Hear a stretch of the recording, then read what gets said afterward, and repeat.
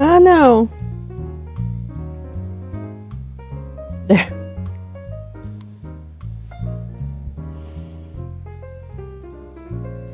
Skidoo-bidoo. Skidoo-bidoo. Scooby-doo-boo, scooby-doo. Yeah. Yeah. Scooby-doo. Scooby-doo-boo. Scooby-doo. Scooby-doo-ba-doo-ba-doo-ba-doo-ba-doo-ba-doo-ba-doo-ba-doo-ba-doo-ba. Scooby-doo-boo. Scooby-doo-boo. Scooby-doo-boo. Bump bump. Scooby dooby dooby dooby dooby zooby dooby dooby scooby dooby dooby scoobly dooby squaw wah swah wani swah swah swah swah swah swah.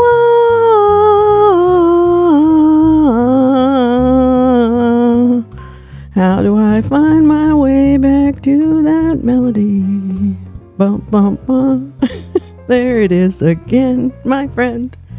It's time for Lolo again, my friend. So come on in and Lolo it up with me. Woo wee woo. Skadoopy doo. And here's a little intro for you.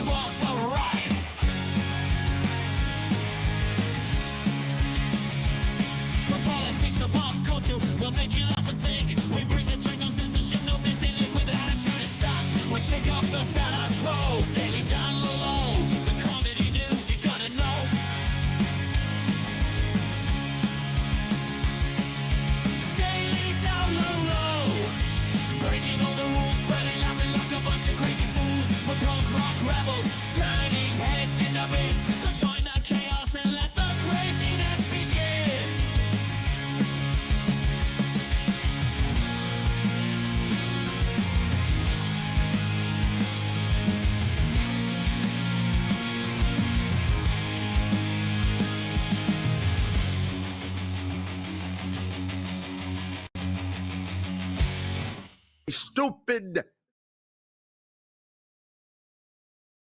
Damn it, almost had it. Good day. Good day, sunshine. Good day, sunshine. Lee, you're in the car? Lurka, lurka. I love it. Lurkin' love. Hi, easily distracted. I am easily distracted. Yeah, what was I? Oh, good day, sunshine. I was listening to a little bit of Beatles on the way home. Good day, sunshine. Good day, sunshine. Good day, sunshine. Good day, sunshine. Ooh. Good day. It's no sunshine here. It's no sunshine where I live. Boom, boom, boom. Ain't no sunshine in my town. Ooh. Ain't no sunshine in LA. Seems to always be that way. Not really. Sometimes it's really sunny. Sorry. Good day, sunshine. Good day, sunshine. Good day. Oh, I didn't quite hit the note there. Hello. Welcome to the Daily Down Low. It's a Daily Low, and here we go. We're gonna go to the Daily Down Low. I didn't write the words to that. The words are great though. I love the words to that song. I haven't learned how to sing it yet. But I'm also not, a 2010s punk star. Much to my chagrin. Hello, cavalrist. It's 80 today. It's June gloom. So we have this thing in Los Angeles, and especially if you live on, so there's the Hollywood Hills. You know what I'm saying? Like, so stay with me. So there's like LA, Hollywood Hills. Whoops. This is LA, Hollywood Hills. And then behind the Hollywood Hills is like the valley, right? So here's LA. Wait, whoops. Here's LA. There's the Hollywood Hills. And then over here, I guess on your angle, is the ocean, the beach. The beach. And over there is like the desert. Anyway, the point is, we have this thing called June gloom where it's like a marine layer, basically. It comes in off the ocean, Pacific Ocean. And the mornings are just like super overcast, which actually I really enjoy. I grew up in it. Not down here. I grew up in Northern California, but I really love it. Love it. But it kind of is like when I hear about all you guys telling about, oh, I'm in the sun. I'm going to go to the pool. I'm going to go to have a picnic. I'm like, dang it. Although I could perfectly go like hiking or something. So really, this is a me problem. I'm sorry. I kind of tried to blame you guys for my lackadaisical attitude. One thing I hope is that I don't know if I grabbed, because I was hosting the space the other night when this came up about switching today's trash heap to the Johnson Amendment. And so I don't know if Gal's listening. J-Rans, talk to you later. Because I know you're busy. You probably got stuff. But I might not have the right tweet thread from Gal on the Johnson Amendment, but I'll find. I've got some teed up and one of hers, but I want to make sure I get the right one because I think she had a really extensive one and now I can't. I don't know if maybe I bookmarked it. Let me see if I bookmarked it. Anyway, good day. Good day, my good friends. How are you? All right, let me see. Let me check my bookmarks. I'm going to check my bookmarks. I'm going to check my bookmarks. I'm going to check my bookmarks. Is there something wrong with Twitter? What? Wait, what? Wait. Oh, you can create Okay, I thought they were trying to take our bookmarks away from... I don't want to talk about it. Don't ever take my... Oh, wait, this one? Well, there's one. Is this one? Nope, that's another one. God, see, I bookmark a lot of stuff. Dang it. Dang it. Oh, here we go. Here we go. All right, good. So it's in my bookmarks. Okay, great. All right, so that's fine. I can just pull up my bookmarks. Hey, you do you. J-Rants, I love you so much. Hi, I needed a break from old crusty white guys talking about pregnancy. I'm not watching that. I'm not. I can't. I found the stuff, by the way, Gal. I was just saying I wasn't sure if I had the right stuff, but I have the right Johnson Amendment. So what I'm going to do, basically, in my unique, half-assed way, which is why you love Lolo's Lounge so much, because it is, if nothing else, authentically human. So to that point, this will be a very Lolo-esque show. Since I didn't do prep for this because I was a little bit lazy and a little bit discombobulated, but that's just me. That's a normal state. That's a feature, not a bug. Okay. Alrighty. Boop, boop, boop, boop, boop, boop, boop. Let me share with you what I've got to show you. You're gonna love it. Maybe. Maybe you won't. Wah. Wow, Luigi. You know what?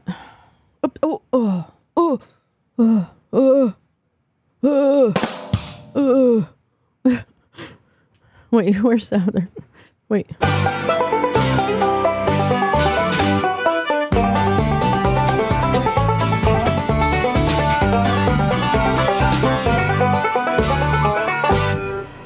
Okay, great. Thank you. I needed that. All right, this is what I want to show you. That's good. We need like interim music to like... Oops. Oh, crappy poop. Come on now. Come on now. Don't do that to me. Don't do that to me. Don't do that. Don't do that. Don't do that to me. Okay, I need, first of all, not that. I need let's see. So I've got the actual bill that was written to rescind the Johnson Amendment, but I first wanted to. But you better go back, you little whippersnapper. So there's this also that I'm able to read this. I have access to one article a month, and that's the one I want to do. And then this is one gal, but then there's another gal. Oh, hold on. Sorry. Oh, okay, wait. Wait, there's another. Hold on. I found this too, gal. Have you ever seen this one? I don't know this woman. It just came up. I don't know. I thought it was an interesting chart. I don't really know. All right, I have that one, but then I think this is actually the one gal that we were discussing this.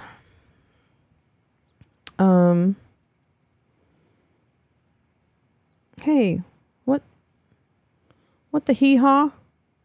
What the hee-haws? Give me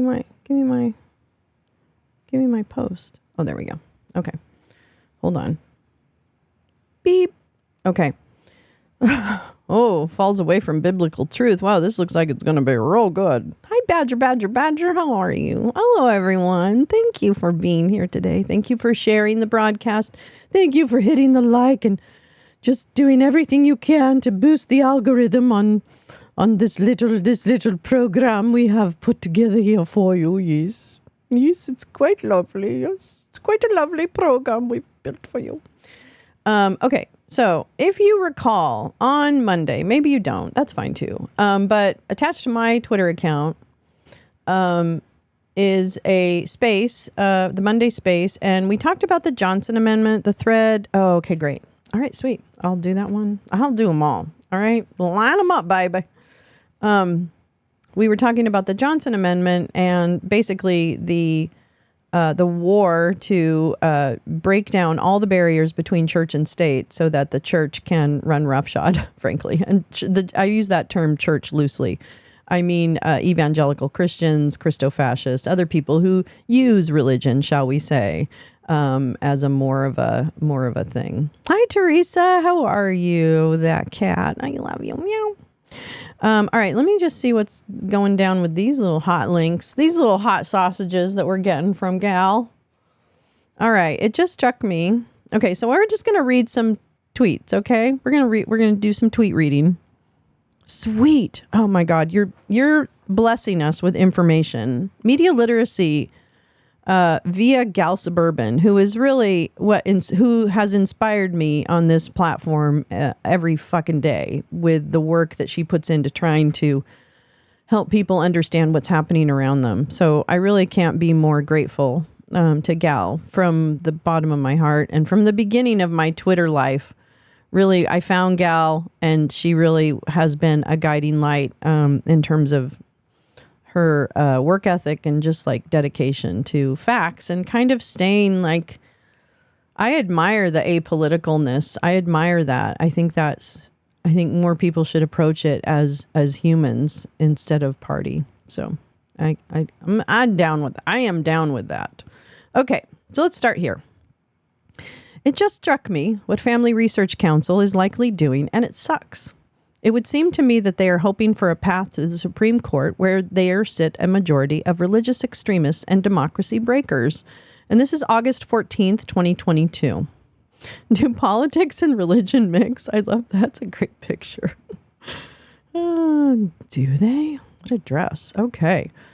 If the Family Research Council is a church, I'm a tax the churches supporter. Like other authoritarians, right-wing Christians often prefer to minimize transparency in order to avoid accountability. Recommended reading, Come and Take. What is this? This is, like other authoritarians, right-wing Christians often prefer to minimize transparency in order to avoid accountability. Those who have considerable power within the social hierarchies prescribed by conservative Christianity can often evade accountability on a variety of fronts. The success of the Catholic Church and the Southern Baptist Convention at hiding and minimizing sexual abuse scandals over generations provides an obvious illustration. And to the extent that these churches are implementing reforms and safeguards now, they're only doing so because of intense, sustained public pressure generated by brave survivors who've spoken out and refused to back down. And I want to also say that part of the conversation on Monday in the space was with Brent Allpress, whom I really have a tremendous amount of respect for. His work around Cambridge Analytica. He's in the also in the film People You May Know. I mean, Brett is just a champion of stopping disinformation and stopping radicalization through that disinformation. And I really, and big data manipulation in this regard. So I really highly encourage you to follow Brent Allpress and his work.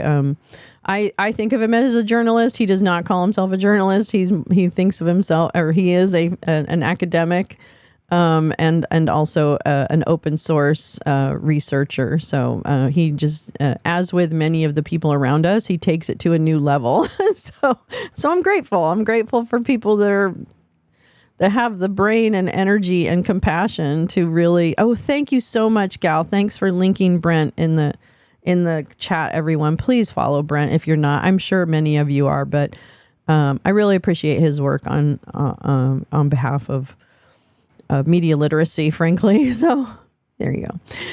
Let's see. So, and note that these links are all in the chat, thanks to Gal. So please make note of them and bookmark them for yourself and share them so that as many people as possible know about what's happening in the ongoing insurgency. Okay. So we'll continue with this thread and then we'll kind of go through. We'll just take our time. Okay. I got nowhere to go. So I'm going to piece my way through all of this. Right-wing think tank Family Research Council is now a church in the eyes of the IRS. Again, August 2022. FRC's staunch opponent of abortion and LGBTQ rights joins a growing list of activist groups seeking church status, which allows orgs to shield themselves from financial scrutiny. There's a ProPublica article, love ProPublica. Also, what Brent mentioned on Monday was which I found was interesting. I didn't realize that this was necessarily as that there was almost we were almost approaching like schism levels between the papacy, right, and evangelical Christians, Christo-fascists, whatever, however that group ends up being described, a conglomeration. But the mix of politics and religion is something that the papacy has apparently, excuse me, it's that the papacy has had a more lenient, in some people's eyes, view of welcoming people into the Catholic Church and addressing sexual abuse and other claims of corruption. And apparently there are people in the evangelical / Christo-fascist / whatever realm that don't like that. And so there's I mean, I'm going to be honest with you, I'm kind of naive, but I didn't know if they even cared about what the Pope thought. You know what I'm saying? So I don't know. I just found that very interesting. And it, because this is such a force in our politic, I think it's important to understand it. So I thought that was very interesting. Let's see. The Johnson Amendment is a provision in the U.S. tax code since 1954 that prohibits 501c3 nonprofit organizations from endorsing or opposing political candidates. I remember when I ran nonprofits for at least 2 decades, that if you're advocating, that is called advocacy. That is a different code in the IRS. If you're a 501c3, you are not to engage in political advocacy unless it's part of your mission and basically registration. So it's a very different type of organization that does advocacy. Certainly there are arms of organizations that do advocacy, but those are also kept very separate in terms of accounting and activity and other things. I mean, people take that stuff very seriously. I guess some organizations do. Not all. Okay. The Johnson Amendment. Okay. Blah, blah, blah, blah. All right. And I'm going to read you. This is the actual Johnson Amendment. I think I could probably find a easier copy to read. Here we go. Wikipedia.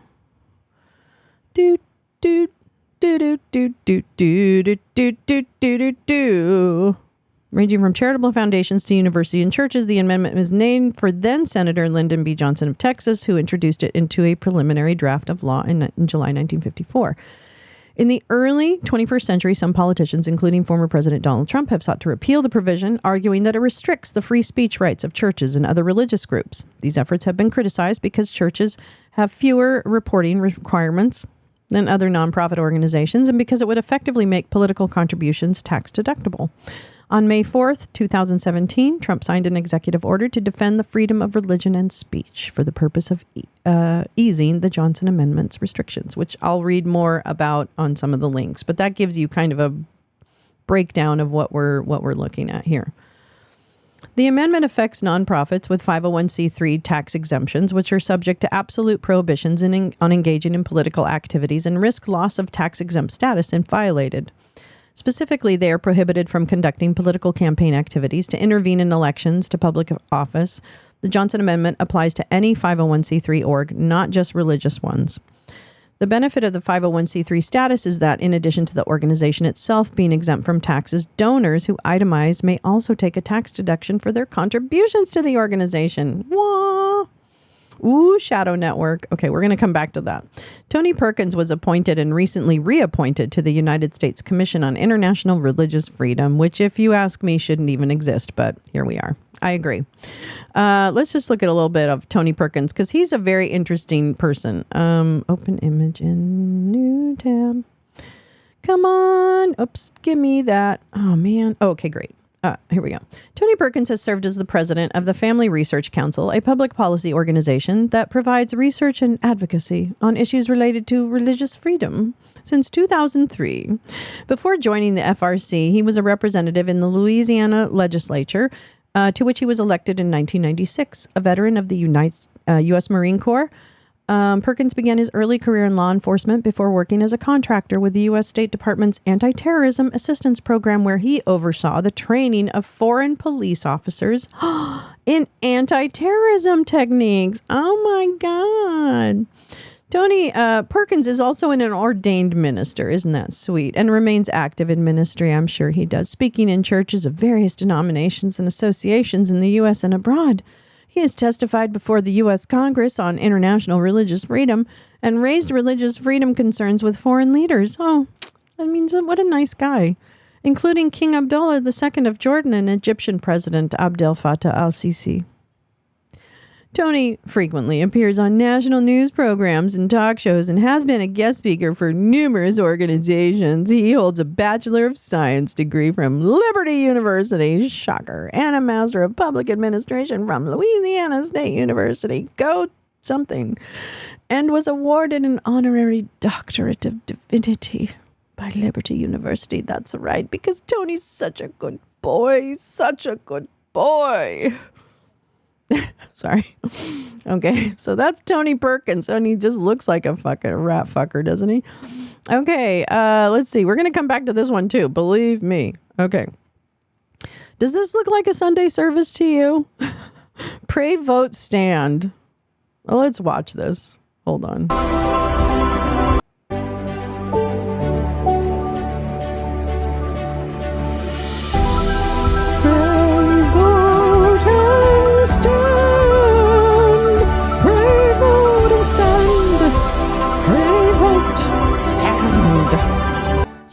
Good evening, and welcome to Pray Vote Stand. I'm your host, Tony Perkins, president of the Family Research Council.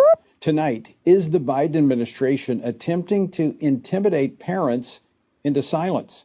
There is a growing movement across America. Concerned parents showing up at school board meetings, making their voices heard as the wokeism, radical ideology, and sexually explicit materials that have infiltrated America's classrooms has been exposed. Well, where do I sign up? Of passionate parents tonight in Cherokee County. Right now, parents are lining up outside the Cobb County Board of Education. An overflow crowd. Parents giving Forsyth County School Board members an earful. Now to a heated debate in Brevard County over new guidelines for gay, lesbian, and transgender students. Parents at an elite New York City private school outraged after high school juniors were That's asked what I'm to take changing a the name of porn my channel literacy to. course. Fed up parents are fighting Porn against their literacy. school's woke curriculum with mobile billboards. It was a packed house tonight at a school board meeting in Yeah, Union by people County. who probably It's a didn't nascent even. movement that the left reportedly fears, and as a result, are determined to stop. In a letter to President Biden late last month, the leaders of the National School Boards Association, NSBA, said public school officials are, quote, facing physical threats because of propaganda. It's true. Actions of this magnitude Yep. do not happen that quickly at the Department of Justice, where the wheels of justice move slow under any administration, unless the action was orchestrated. And the White House solicited the NSBA to make the request and even pushed them on what to ask for in their six-page letter. Right, it's very Will the Biden administration's apparent met at efforts the to intimidate Panera. parents have the opposite effect? We'll talk with one parent who has There's a been making Panera headlines right for off her the Pont Circle. response to the It's a DOJ's hotbed announcement. of Keisha King, collusion. spokesmom for Moms for Liberty. Moms will for join lick us my a ass, little later. more like it. Okay. Okay. These are so much better. Hi, Sharon. He's CNP. Isn't everybody? So basically, Gal, can we say that the CNP is the feeder beast and all of these other little Family Research Council and our pet projects of people within the beast? Does that make sense? I'm just on the third tweet. Yeah, I'm in it, girl. I'm in it. What about this? Church service? Here we go. And this was 2021 and this was 2022. So the first one was 2021. So this is recent stuff. This is not like, okay, thank you. So CNP, the Council for National Policy, whose membership used to be private, or at least not disclosed, they still film themselves once in a while. Weird. But it's all the players. It's all the names you know and those you don't. And they're all like, they congregate within CNP. It almost feels like that's where the kind of like themes come. And then everybody walks around and fucking executes it through their downstream. You know what I mean? Well, one of the original beasts. Yeah, sorry. I don't mean the original beast. I mean the 800-pound gorilla. Let's put it that way. I'm so sorry. I don't mean origin because there's clearly other origins and something spawned CNP. But right now, would you say that, or in the last couple of decades, would it be a CNP kind of leading the charge on key messaging, or like the 800-pound gorilla? Or is that also not really accurate because there's more independence between these downstreams than I might think about?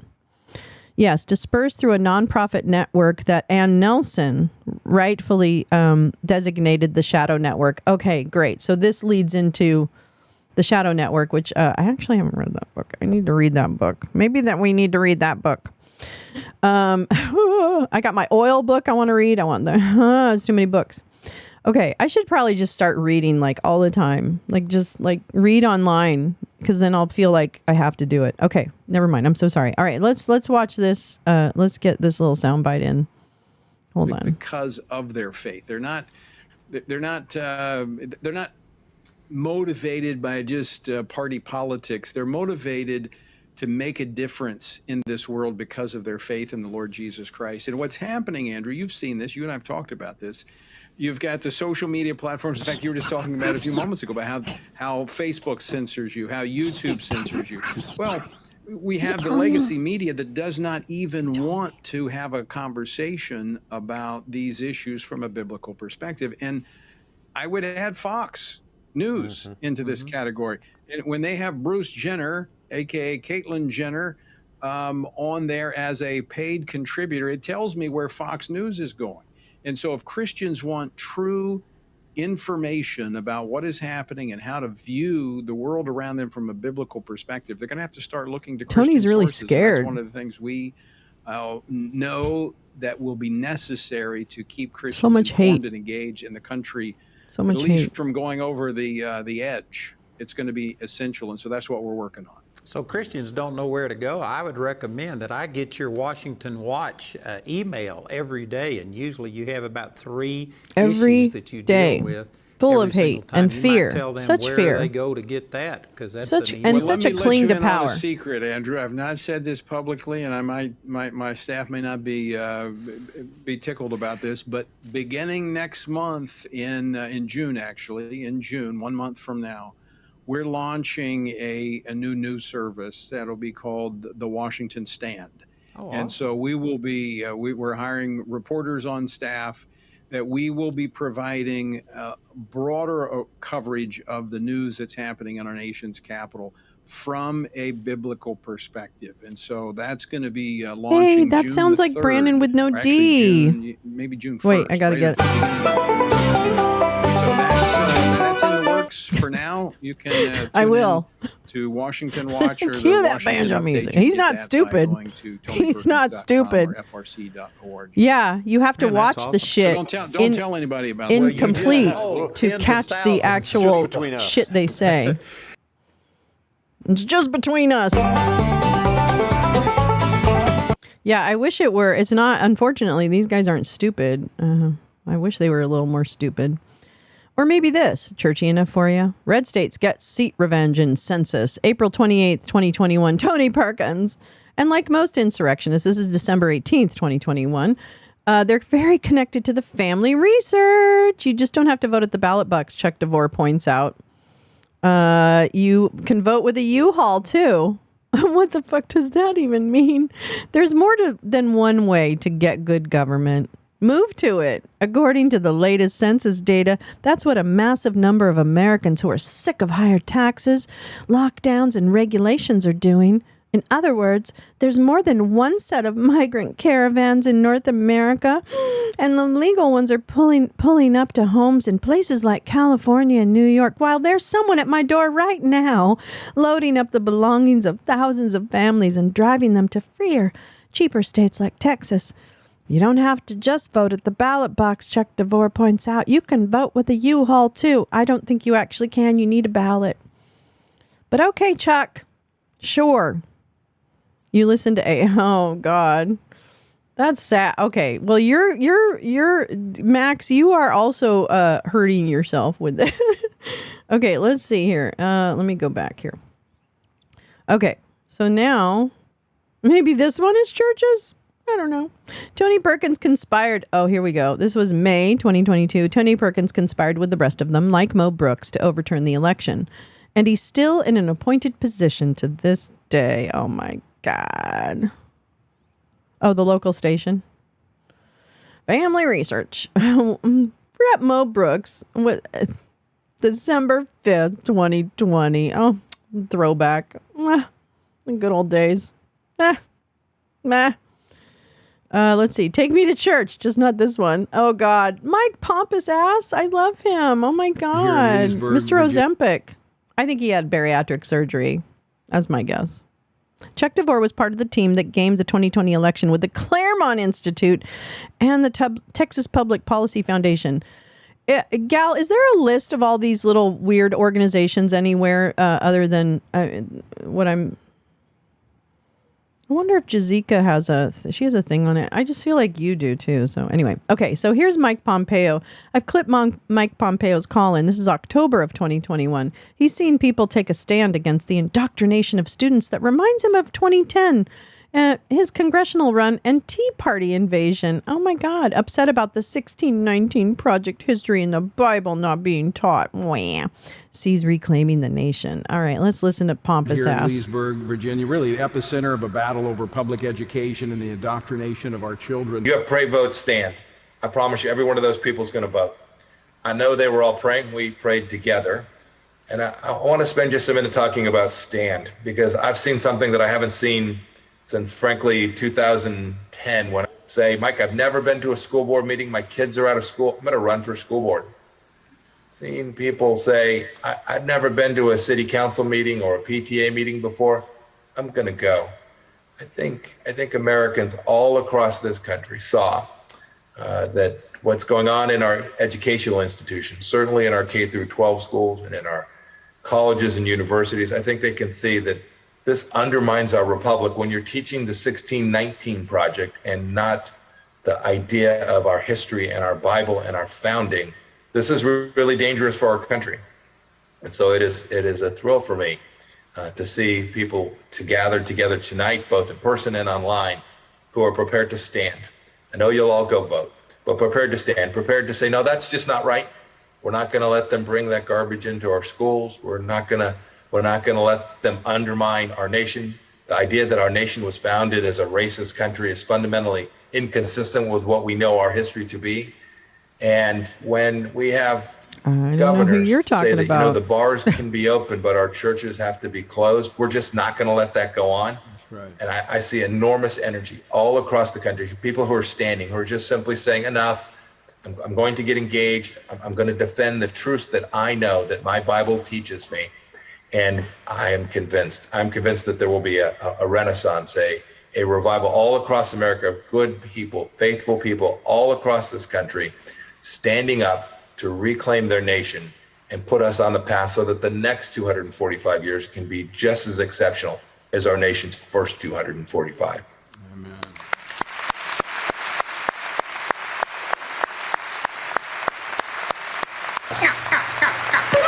Mike, and before you go, can we pray for you? Yes, sir. I would appreciate that.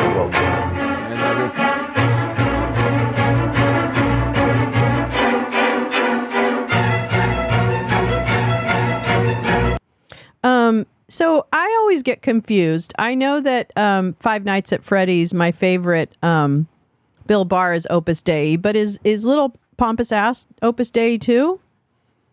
Or is he just evangelical? Hi, Badger. Is he just evangelical, or is he also Opus Dei? I haven't kept up with him. I love that Mike Pompous, though, completely shot his wad. Like, he shot his wad so hard, it hit the wall and it bounced back and hit him in the eye. Because Mike Pompeo, Pompous Ass, as I like to call him, plus Mike Pence, plus a couple of other of them, will never be accepted by any part of the Republican Party. They have to stay in their own little evangelical corner. He's not Catholic. Okay. I didn't think so. I thought only Bill Barr was like the Opus Dei, representative. But I don't believe anything that comes out of his mouth. Does anyone else? Like, literally, Mike Pompeo is the worst actor he is the community theater of insurrectionists. I do not believe he is religious. He took Ozempic. Oh, okay. I don't believe he's religious. I don't think he believes anything that's coming out of his mouth. I think he's saying whatever it is the last group of lunch tables will let him sit at. And this is the lunch tables that he's going to sit at. Because he can't do MAGA don't like him. They don't like him.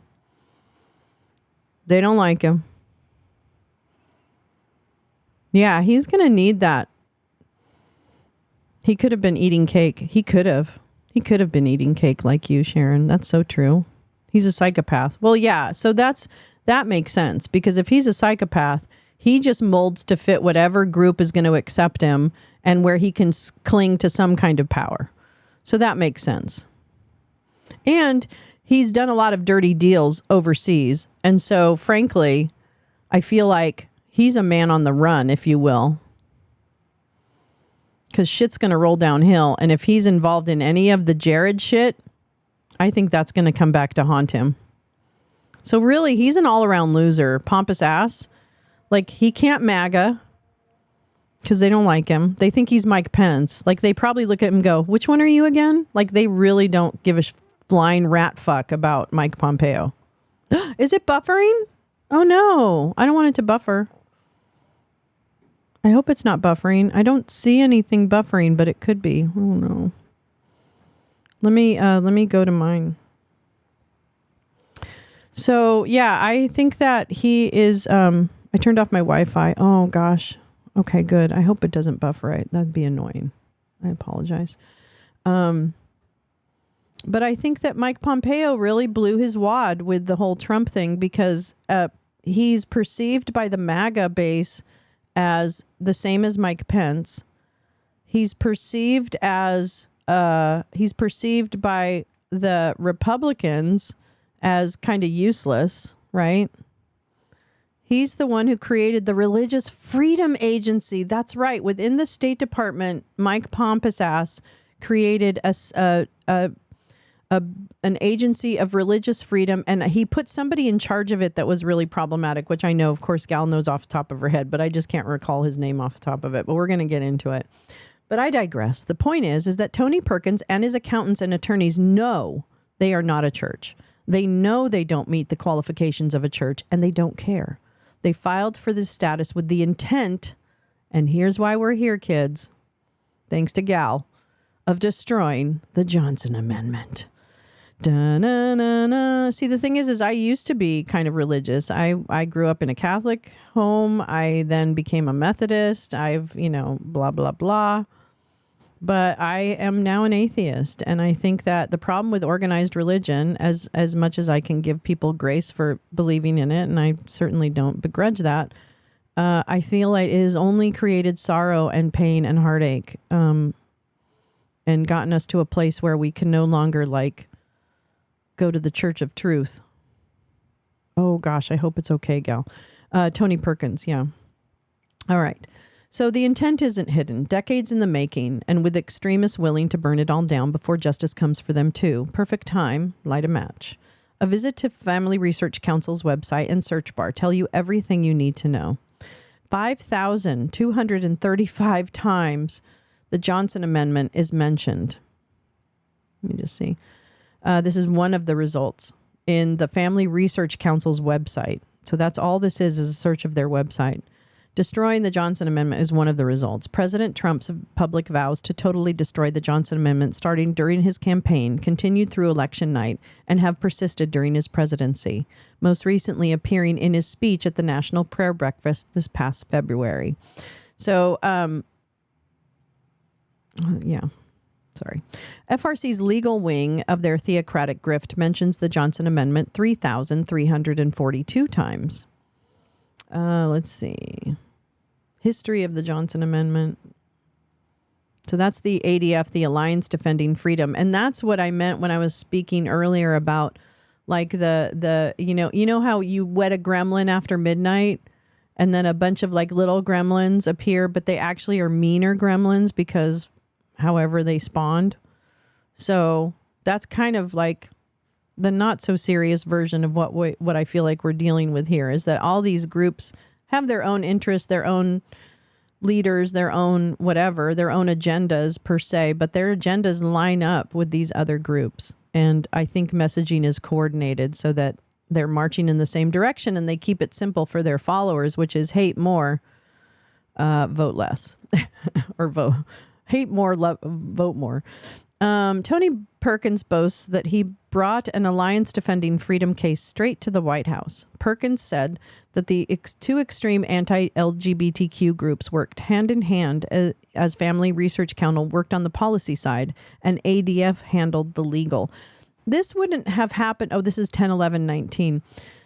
Was Tony Perkins also involved in the cake baking Supreme Court case where it turns out there wasn't actually a complainant? There wasn't a plaintiff. There was just a almost like a theoretical, right? Wasn't there like a feeding after midnight makes evil IIRC? Yes. Oh, wet makes them spawn. Oh, feeding after midnight. Okay. So they just spawn, but if you feed them after, okay, now I remember. We need to watch that movie. That's my takeaway from this entire exercise. No, I'm just kidding.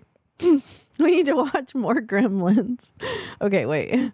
All right. So, Crew, October 2016, pushed to repeal the Johnson Amendment, Pandora's box for money in politics. If they get the Johnson Amendment and tax code provisions repealed, political donors and operatives would legally be able to shift many political activities to charities. This is the Citizens for Ethics. I know. I love you guys. You're amazing. This is October 4th, 2016. Updated September 17th, 2020. Cool. I'm going to read this. Crew is the group of lawyers, too, who fought to get Trump off the ballot in Colorado, et cetera. So Crew's a really good organization to pay attention to. They're like a 501c4, I think, which is, maybe I'm wrong about that. I shouldn't say that. Sorry. Bleep. Okay, never mind.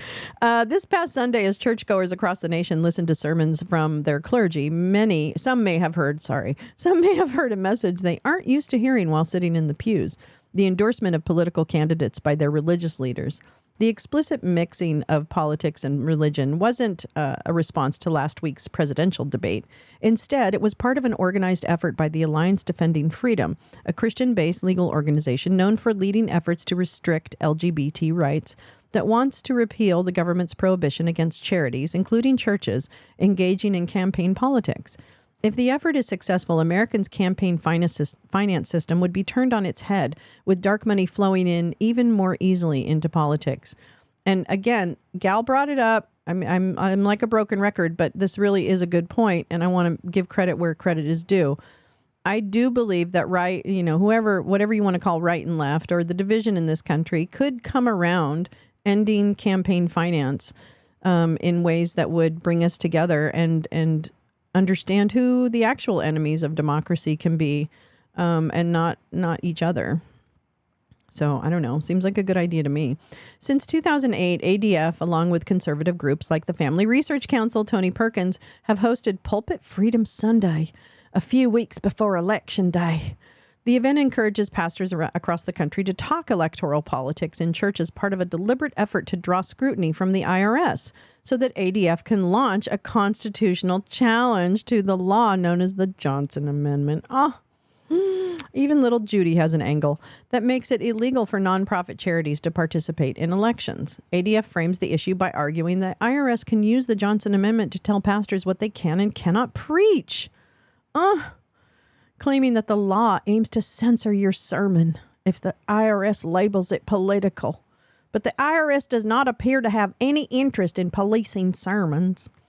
As the Wall Street Journal recently reported, the IRS didn't open a single audit of a church during President Obama's first term and initiated only 3 such audits in 2013 and 14 combined.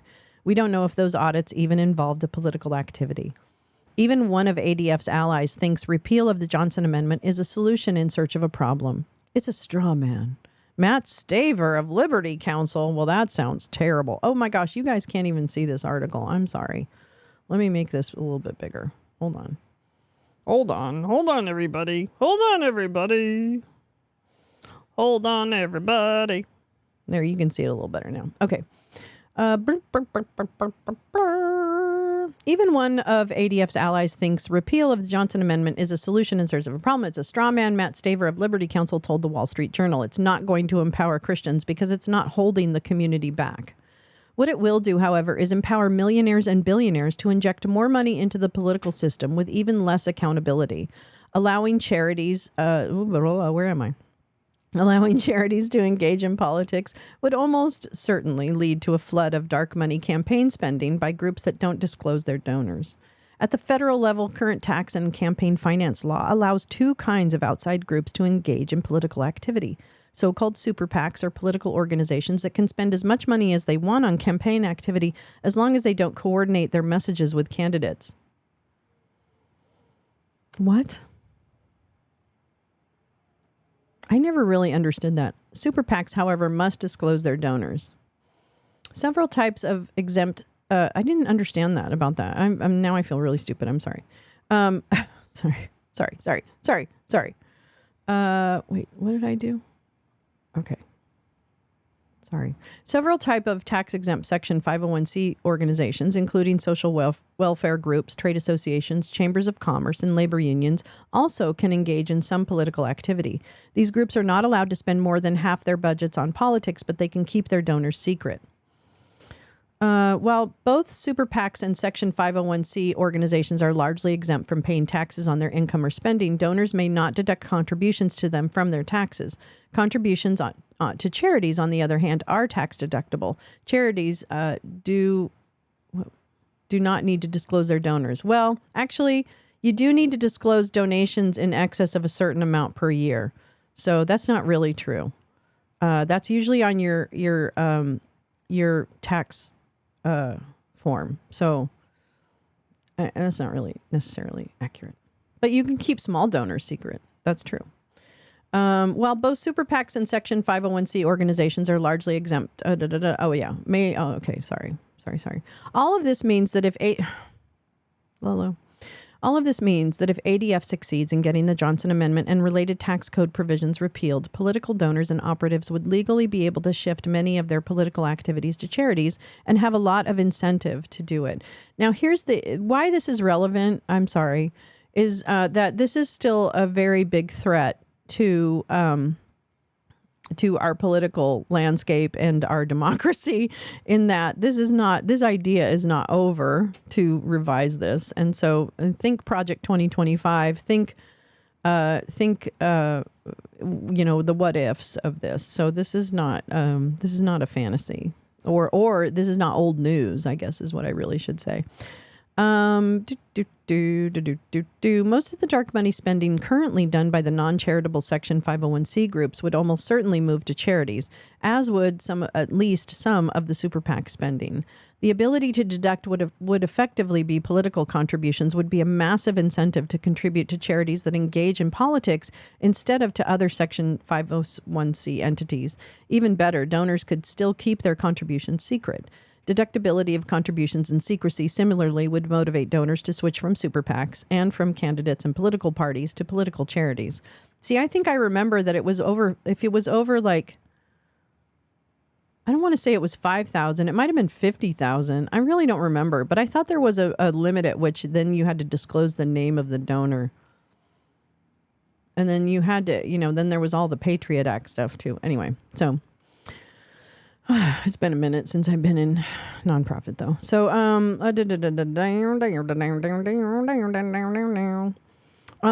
that's it. The 990. Yeah, your donors, the large donors donations are listed on your 990. This shift would also make some dark money spending even darker. Most Section 501c organizations must file Form 990 tax returns that provide some information about the group and its activities.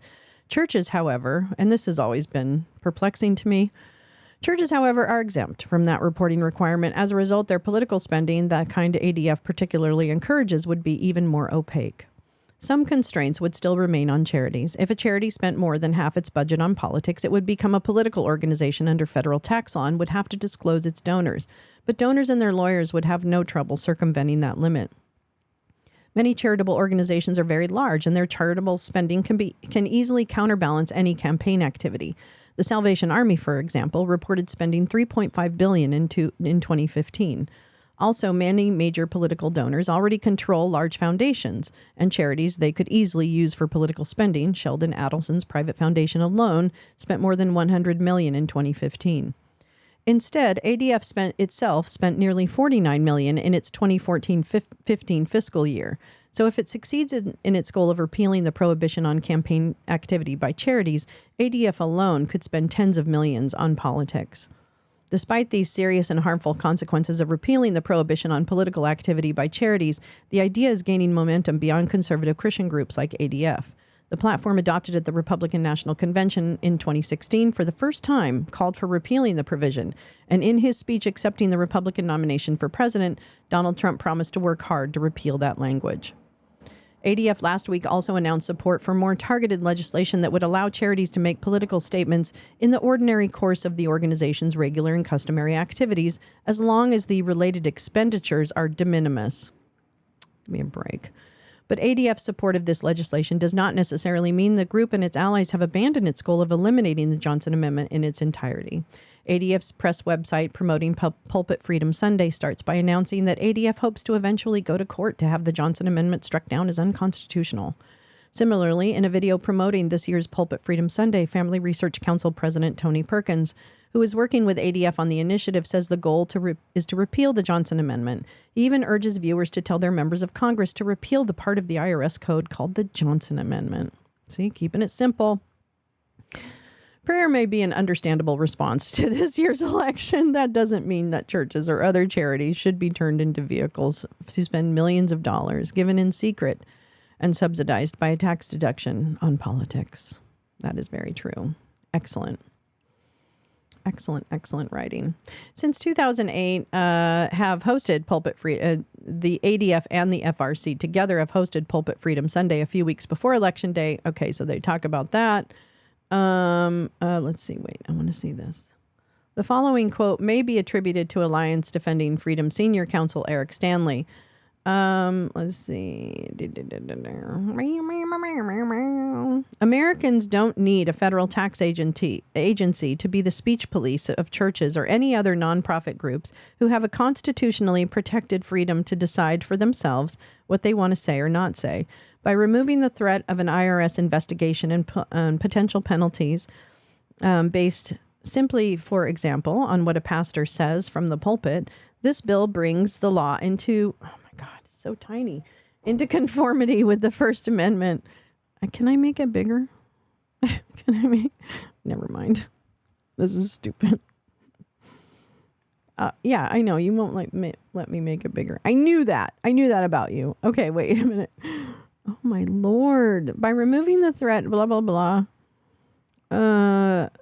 This bill brings the law into conformity with the First Amendment. It fixes a restriction enacted in 1954 that was never intended to affect churches and other nonprofit groups, but has been used. Wait, we need a voice. Wait a minute. Hold on. It was never intended to affect churches and other nonprofit groups, but has been used to intimidate them ever since. The government can't base any tax exemption on a requirement that a church is of any other nonprofit organization surrender a constitutionally protected freedom, including free speech. Wait. And that's pretty much how I think the person writing it was Eric. Eric was crying. Okay, here's Tony Perkins and FRC in 2015 pushing for First Amendment Defense Act, FATA, by Mike Lee. Mike Butt Dial Boy Lee. Oh, my God. I think he might have had lice because I think he shaved his head. I think his mom shaved his head because he had lice. That's my rumor that I'm starting about Mike Lee. I don't know. It just seems reasonable. Seems like a reasonable conclusion. I don't know. And Raul Labrada. Perkins says FATA would prevent the federal government from discriminating against individuals, orgs, and small business owners who affirm marriage between a man and a woman. Because I need to know what's happening in the bedrooms of all the Americans right now.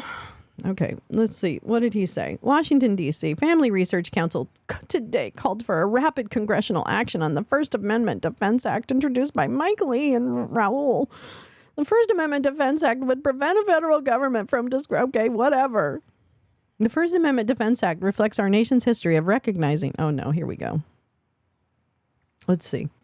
Well, we'll just go with this. I mean, there's no other way. Hi, I'm Tony Perkins, and today I'm here to say the following. The First Amendment Defense Act reflects our nation's history of recognizing, respecting, and protecting the moral and religious beliefs of the people and faith-based organizations. This common sense measure would prevent the federal government from penalizing someone because they hold a view of marriage as between one man and one woman. Yeah, hot. No person or non-profit should lose tax-exempt status, face disqualification, lose a professional license, or be punished by the federal government simply for believing that President Obama believed just 3 years ago. Remember when he said that? Yeah. You can't change. We know you're one of us, Obama. Whether it is religious institutions competing for federal research grants. What are you federally researching? Give me a fucking break. Jesus. Or federal partnerships with development service providers like the Salvation Army. What? The federal government should not push these organizations out of the public square simply because they believe in marriage between a man and a woman. Yeah. Hot. Indeed, the U.S. Solicitor General recently admitted that the tax-exempt status of religious universities is going to be an issue if the Supreme Court finds a constitutional right to same-sex marriage. We urge Congress to act and pass this vital legislation. Yeah, FATA would also prohibit the federal government from penalizing persons for their personal, moral, or religious beliefs in natural marriage. Okay, whatever. In federal employment, grants, contracts, tax treatment, and other programs. Love who you want to love, but don't you dare try and, live a life.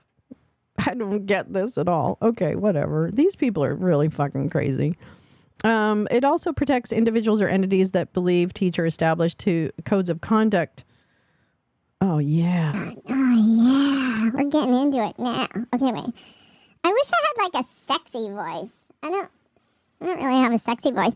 Okay, here we go. We'll try this one. Okay. Oop. I got hair in my mouth. Okay, here we go. Wait, what? It also protects individuals or entities that believe, teach, or establish in codes of conduct that sexual intimacy is reserved for natural marriage and the bathroom at Applebee's on Interstate 95.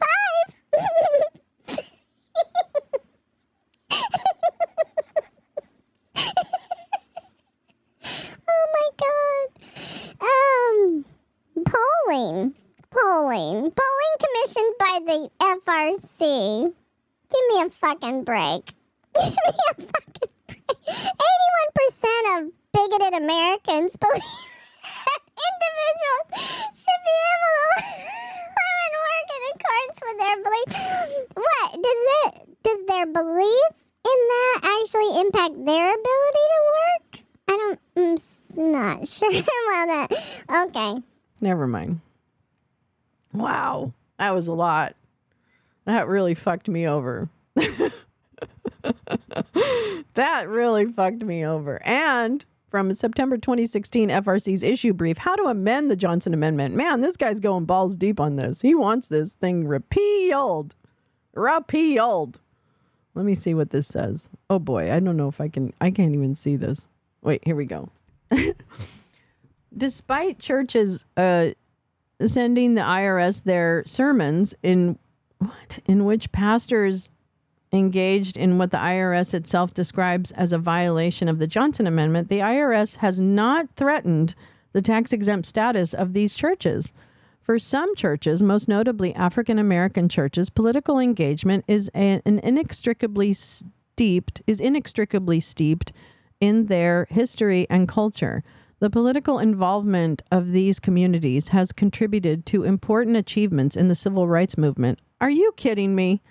So they're using, oh my God. So Perkins is proposing, this is kind of an important document. Let's see if I can, it's kind of an important one. Let me see what's going down here. Okay, let's do this.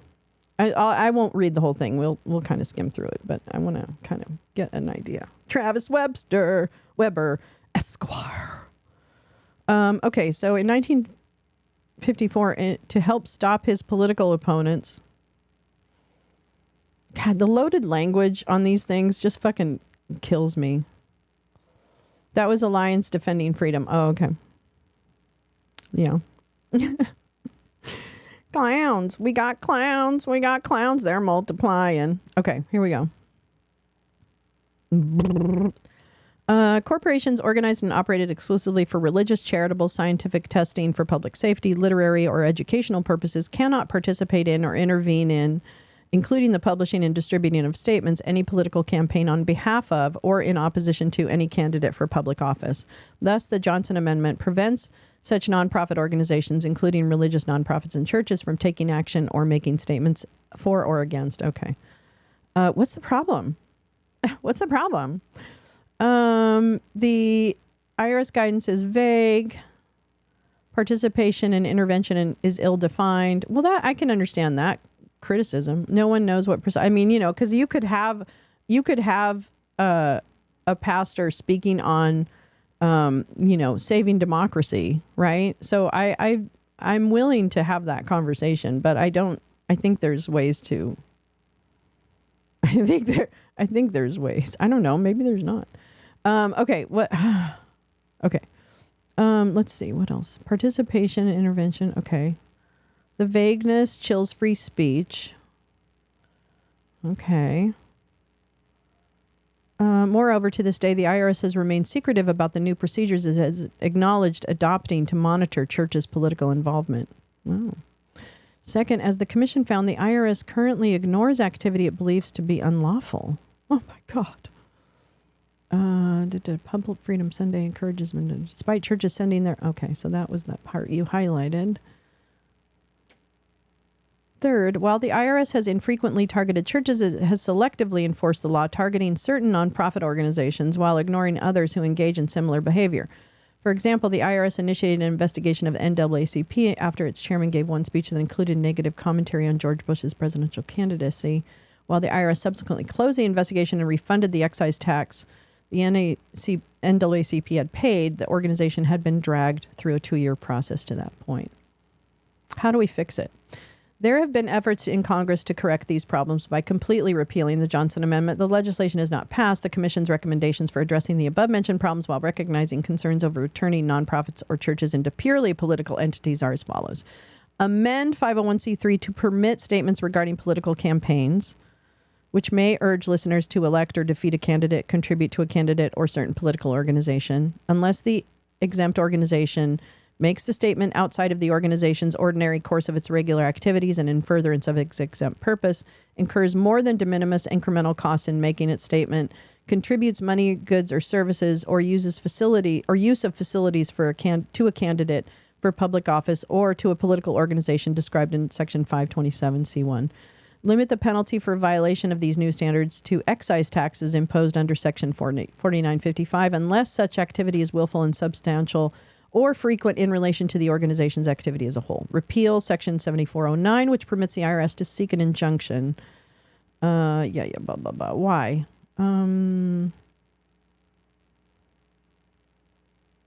Okay, well, that's interesting. I actually am glad we read that because that's kind of interesting. Okay, let me go back here. All right. Let's see. Or October 2016's issue brief Free Speech Fairness Act, restoring the First Amendment speech rights to churches, charities, and their leaders. Let's see. This is their issue brief. All right. So we have the Johnson. How is the Johnson Amendment applied? Oh, I'm going to go back actually because I want to see what part you highlight. Okay.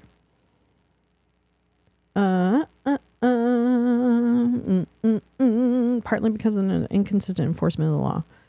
In fact, the IRS has even been inconsistent in individual cases. Okay. For about a decade, pastors have willfully and flagrantly disobeyed the Johnson Amendment on Pulpit Freedom Sunday. We're breaking the law. Why won't they arrest us? Oh my God! I want to file a case. I think he's like litigation happy. In 1995, the IRS did revoke the church at Pierce's Creek tax-exempt letter because the church purchased a full-page advertisement in national newspapers. However, because churches are not required to apply for tax-exempt status, revocation of the church's tax-exempt letter had no lasting effect. Yeah, that's true. This is the thing, I always wondered why churches had such leeway. That I didn't really. I mean, I would think they should have to have an audit.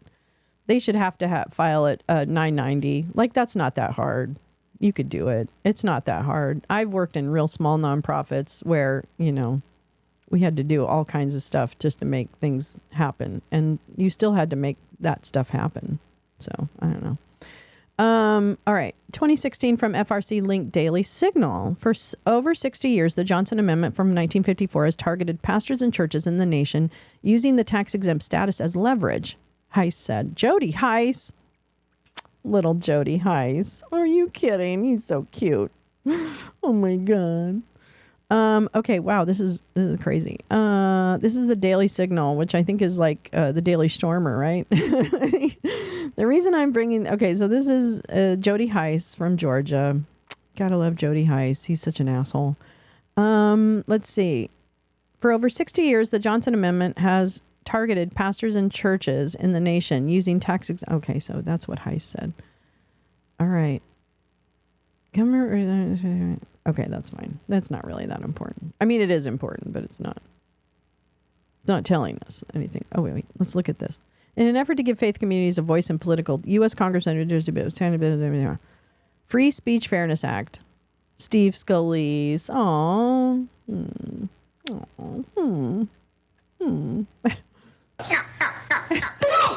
That's what I think of Steve Scalise. The reason I'm bringing this is for now that Scalise said at a news conference. Wow, man. Wow. For over 60 years, was targeted. Okay, I really feel the targeting. I do. I feel it. 2017, FRC, think biblically about politics. Months of issuing dire warnings about the Christian nationalism and dangers of conflating religion and politics, the left is now actively engaging in campaign tactics they decry when practiced by those on the right. Well, that's terrible. As I've explained in Biblical Principles for Political Engagement, voting is a matter of stewardship, and Christians should seek to vote in a way that honors God and advances the well-being of their neighbor. Well, that's interesting because they don't. They're typically not voting in regards to that. The Washington Stand is a Family Research Council's outlet for news and commentary from a biblical worldview based in D.C. and published by FRC, whose mission is to advance faith, family, and freedom in public policy and the culture from a biblical worldview. Let's just take a look at how and why to read Exodus. I mean, why? Why are we reading Exodus in 2022? The truth about the evangelical pro-life movement. The two shall become one, the double meaning of marriage.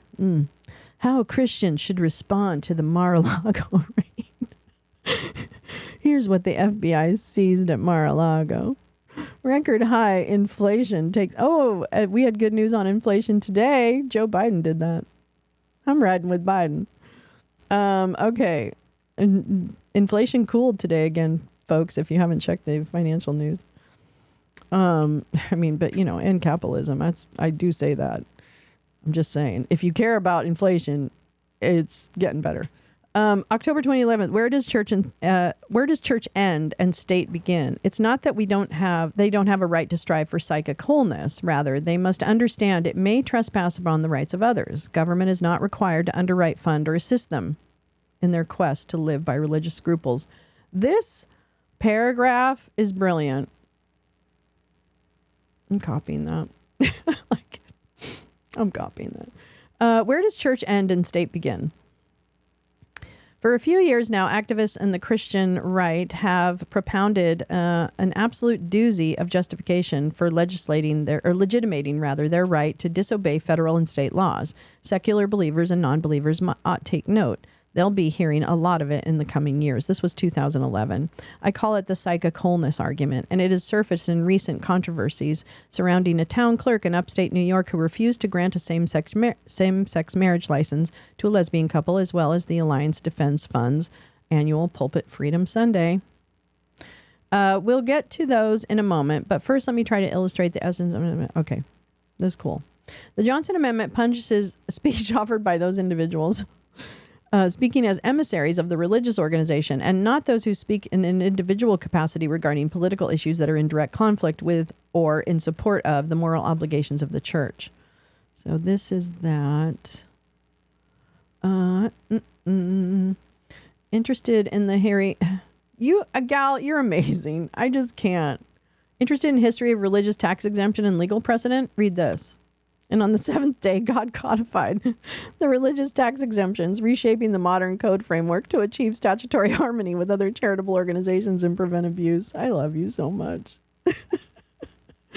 It is not speech from religiously affiliated individuals that is punished. In fact, that's highly protected under First Amendment. It is speaking from the pulpit, designed and intended to promote political ideas or to support candidates for public office on behalf of the religious organization. Let's see. The Johnson Amendment does not punish. Okay. Oh, this is the Concordia Law review. Who's speaking in individual capacity? Rather, the Johnson. Interesting.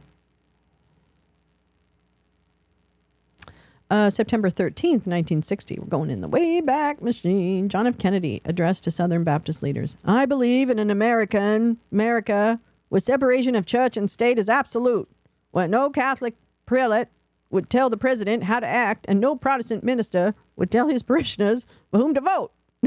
That's my JFK. You're welcome. We have 79 viewers across all the platforms. Please share the broadcast. I'll try and make everything a little lighter. Where no church or church school is granted any public funds or political preference, and where no man is denied public office merely because his religion differs from the president who might appoint him or the people who might elect him. So you see, folks, I believe in an America that is officially neither Catholic, Protestant, nor Jewish, where no public official either requests or accepts instructions on public policy from the Pope, the National Council of Churches, or any other ecclesiastical source, where no religious body seeks to impose its will directly or indirectly upon the general populace or the public acts of its officials, and where religious liberty is so indivisible that an act against one church is treated as an act against all. And in fact, this is the kind of America for which our forefathers did die when they fled here to escape religious test oaths that denied office to members of less favored churches, when they fought for the Constitution, Bill of Rights, the Virginia Statute of Religious Freedom, and when they fought at the shrine I visited today, the Alamo. For side by side with Bowie and Crockett died Fuentes and McCafferty and Bailey and Redillo and Carey. But no one knows whether they were Catholics or not, for there was no religious test there. JFK. John F. Kennedy addressed to Southern Baptist leaders, I am not the Catholic candidate for president, but the candidate who happens also to be a Catholic. I do not speak for my church on public matters. The church does not speak for me. Very good. Oh, that's good. Good stuff. Man, that's good. Oh, wait, did I lose it? I lost it. Oh. Biden campaign. Oh, God, shut up, Dinesh. Nobody cares. All right, so I think I went, tax the churches, for fuck's sake. It's really not. Okay, so this is what, in 2017, when Trump took office, this is what was proposed while he was sitting in the Oval Office. Because I'm sure he had nothing to do with it. A bill to restore the free speech and First Amendment rights of churches and exempt organizations by repealing the 1954 Johnson Amendment. Be it enacted by the Senate and blah, blah, blah. Section 1, repeal of the 1954 Johnson Amendment banning the free speech and First Amendment rights of churches and exempt organizations in general. Of Section 501C of the Internal Revenue Code of 1986, blah, blah, blah. Any political campaign, here we go, and which does not participate, related by striking, and which does not participate in or intervene in, including the publishing or distributing of statements, any political campaign on behalf of or in opposition to any candidate for public office. So basically remove that language.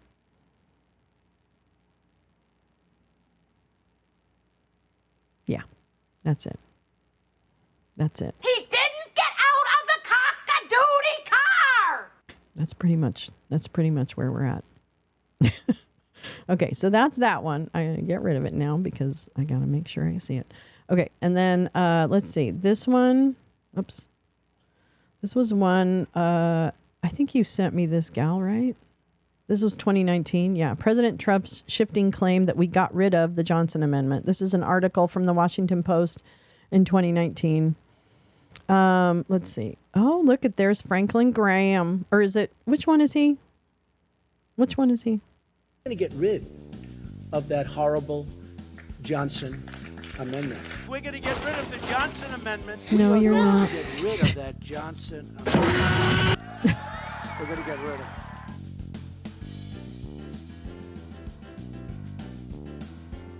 Okay, we read that. We're smart. We know. Okay. Here we go. We got rid of the Johnson Amendment. President Trump in remarks on the National Day of Prayer service at the White House, 2019. Among the things, many things that Lyndon B. Johnson cemented into law is the Johnson Amendment, a provision of the U.S. tax code that prohibits religious organizations and many nonprofits from endorsing or opposing political candidates. Oh my gosh, it's still not big enough. That's what she said. I'm just kidding. Okay, here we go. Trump claims that he got rid of the amendment and that religious organizations are now free to espouse political views in the public arena. But the Johnson Amendment is still on the books, despite Trump's repeated claims to the contrary in his 2016 campaign promises to some evangelical groups that want to see it repealed. Trump signed an executive order in May 2017 with the stated purpose of giving more leeway to religious groups in the realm of political speech. In practice, though, the executive order does not ease the Johnson Amendment's restrictions, as the Justice Department later stated in court. The facts. Section 501c3 of the U.S. Tax Code grants tax-exempt status to nonprofit groups such as charities, universities, religious, but the tax-exempt groups are absolutely prohibited from directly or indirectly participating in intervening, blah, blah, blah. We know all this. We're so smart. Contributions to political campaign funds or public statements of position, verbal or written, made on behalf of the organization in favor of or in opposition to any candidate for public office clearly violate the prohibition against political campaign activity, the IRS advises. Violating this prohibition may result in denial or revocation of tax-exempt status under the imposition of certain excise taxes. Despite these stark warnings, the prohibition is seldom enforced by the IRS and is widely disregarded by clergy. Moreover, the leaders of the 501c3 organizations remain free to support or oppose candidates in their personal capacities. They are also allowed to speak about political issues on behalf of their organizations, short of endorsing or opposing particular candidates for office. Johnson, a Texas Democrat, was the Senate Minority Leader in 1954 when he proposed the restriction. It was approved without committee hearings or debate under a Republican majority and signed into law by President Dwight D. Eisenhower, a Republican. When Republican President Ronald Reagan overhauled the U.S. tax code in 1986, he and Congress kept the Johnson Amendment. When Johnson introduced the amendment on the Senate floor, he said the goal was to deny, quote, tax-exempt status not only to those people who influence legislation, but also to those who intervene in any political campaign on behalf of any candidate for public office. Here's the language of the 501c3, blah, blah, blah. All right. Corporations, which does not participate. We kind of read through that. We get it. We get it. Let's zoom ahead a few decades. Trump, Vice President Pence, and ideologically aligned groups, including the National Religious Broadcasters, the Christian Coalition of America, and the Family Research Council, oh my God, have been pushing for an end to the ban on supporting or opposing candidates.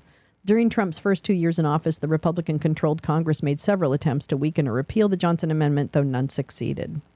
On May 4th, 2017, Trump signed an executive order that says, in part, in particular, the Secretary of the Treasury shall ensure, to the extent permitted by law, that the Department of the Treasury does not take any adverse action against any individual, house of worship, or other religious organization on the basis that such individual or organization speaks or has spoken about moral or political issues from a religious perspective, where speech of similar character has, consistent with law, not ordinarily been treated as a participation or intervention in a political campaign on behalf or in opposition to a candidate for public office by the Department of Treasury. As used in this section, the term adverse action means the imposition of any tax or tax penalty, the delay or denial of tax-exempt status, the disallowance of tax deductions for contributions made to entities exempted from taxation under 501c3 of Title 26 U.S. Code, or any other action that makes unavailable or denies any tax deduction, exemption, credit, or benefit. In other words, I got to take a picture of my cat. Hold on. I wish I could show you this cat.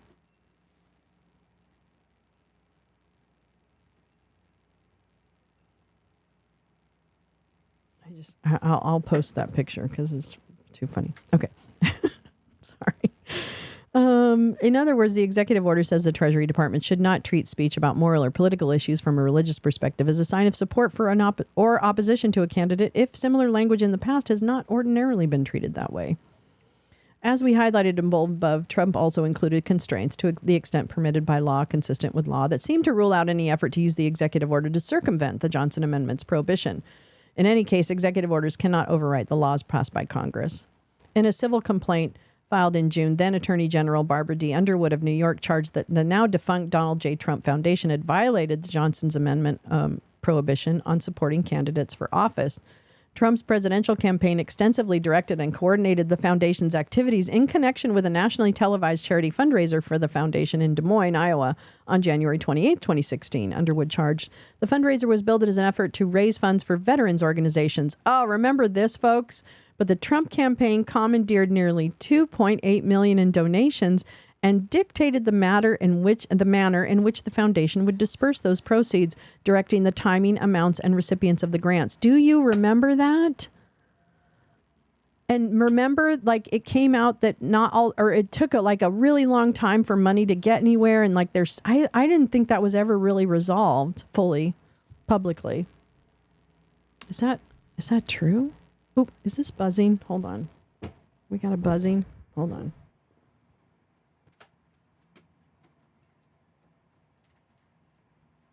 Okay, is that better? Sorry. I hope there wasn't a buzzing.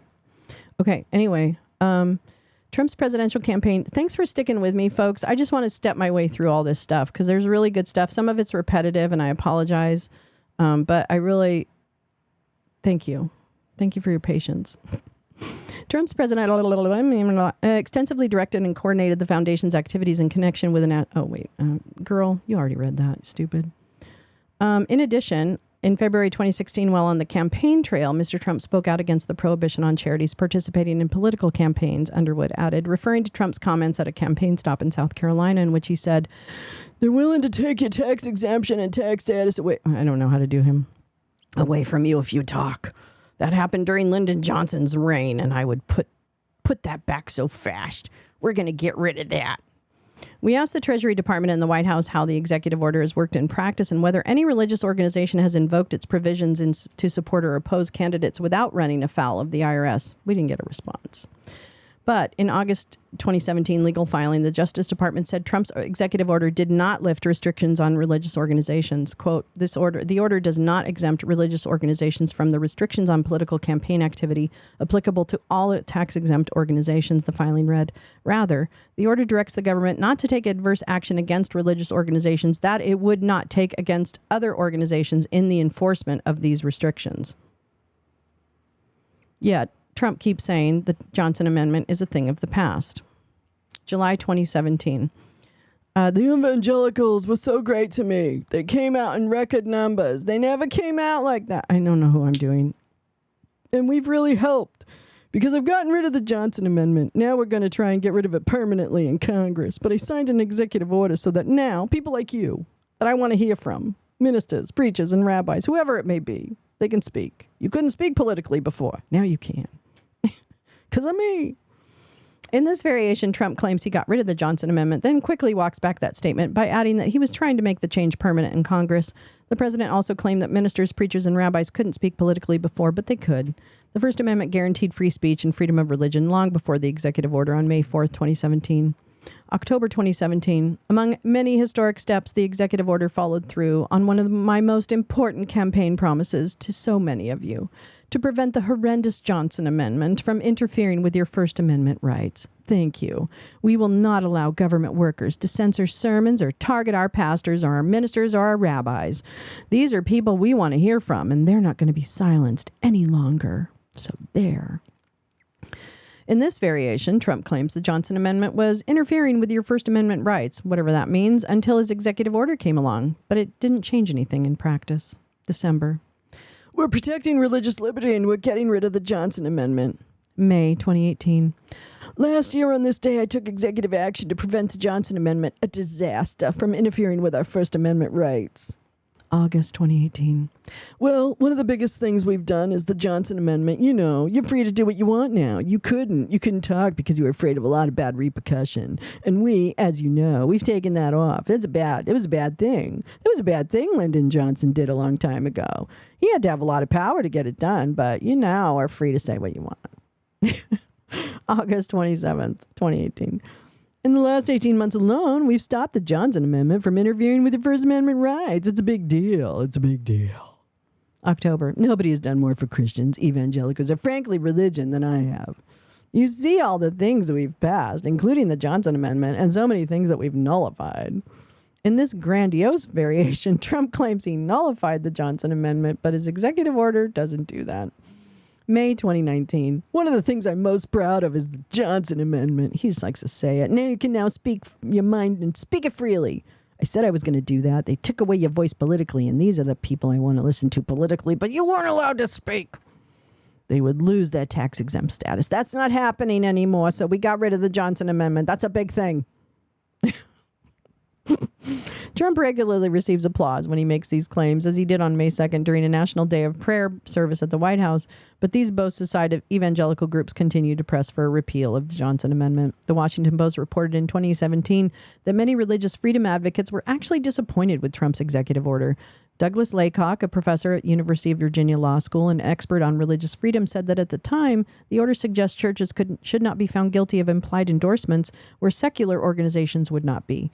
Laycock had not heard stories of that happening, but added that the IRS does jawbone churches in a way that it does not appear to jawbone secular nonprofits. Maybe that's what it's supposed to be about. Although it has some detractors on the right, the Johnson Amendment also enjoys broad support from thousands of nonprofits, charities, and religious groups covered by Section 501c3.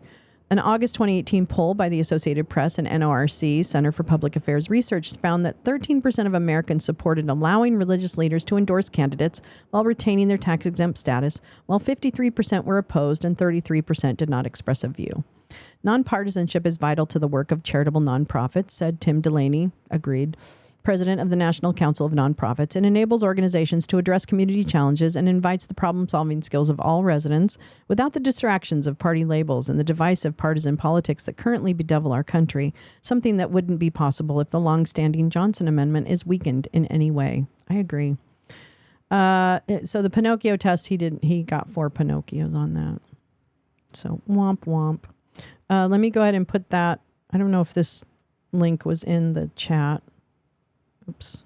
I'll have to do that in a minute. Okay, hold on. Let's see. And then I also had, I have this one I wanted to. I pulled up this one, gal. I don't know if you're still with us, but hi, Neil. Oh, comment ça va? Comment ça va, mes amis? People really weren't paying attention. This is from 5GW. This is October 29th, 2023. This is from her March 16th, 2022. The Heroes generation needs 200,000 missionaries because of the imperial collapse and darkness that overcomes the earth. The church has a small window of time to complete. I know this is serious, and I'm laughing. I don't mean to be laughing at it. I love the face. Okay, wait. We're going to watch this. Hold on.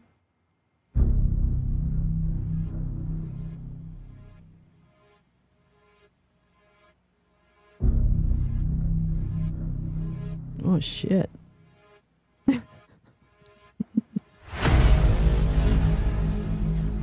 Ça marche? Mwah, mwah. Mwah, mwah. Ça marche?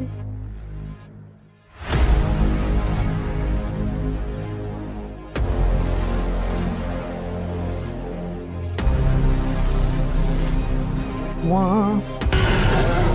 Sorry.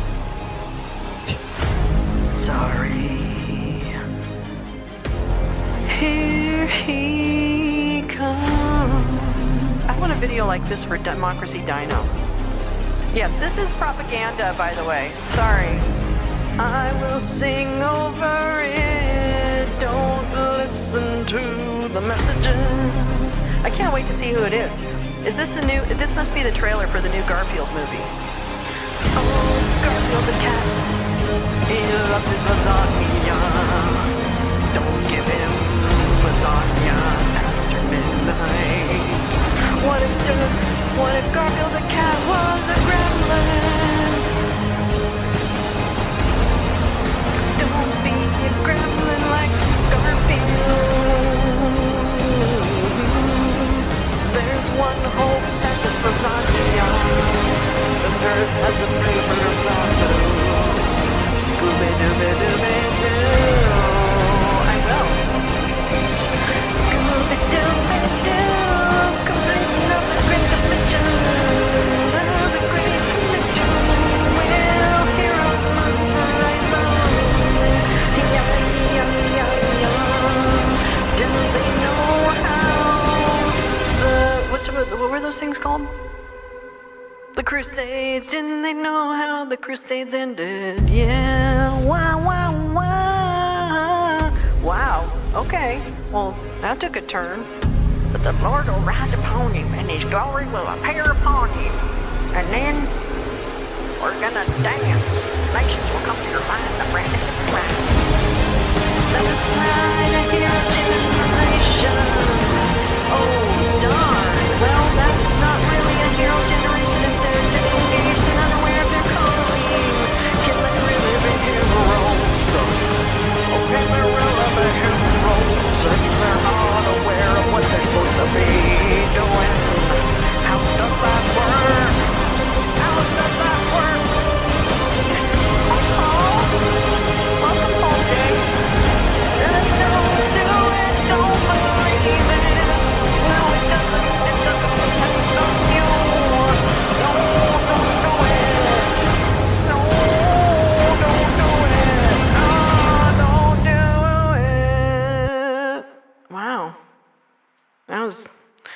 That was crazy. The Heroes generation needs 200,000 missionaries. What happened to the digital soldiers? Certified Oh, whoops, badass. sorry. I didn't even know I was doing that. What about this digital soldiers? What happened to those people? What the fuck was that? Yeah, that was propaganda. That was propaganda. The Great Commission. I don't even know if I want to know what the fucking Great Commission is, but here we go. We're going to find out. Oh, no, we're not. We're not. Training of Partnerships, Christ of the Nations, The Call, Highlands College, Church of the Highlands. Holy shit balls. All right, let me go up here a little bit. Oh,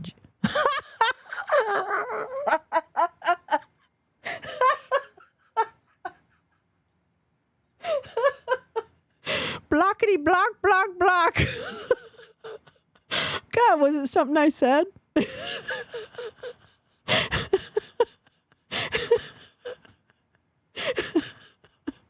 Must have been something I said.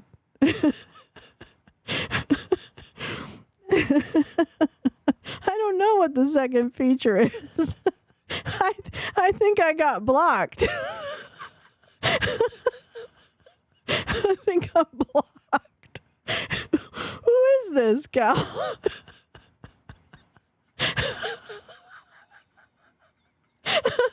I'm so popular. It's the popularity that I have that is it's hilarious. I don't know.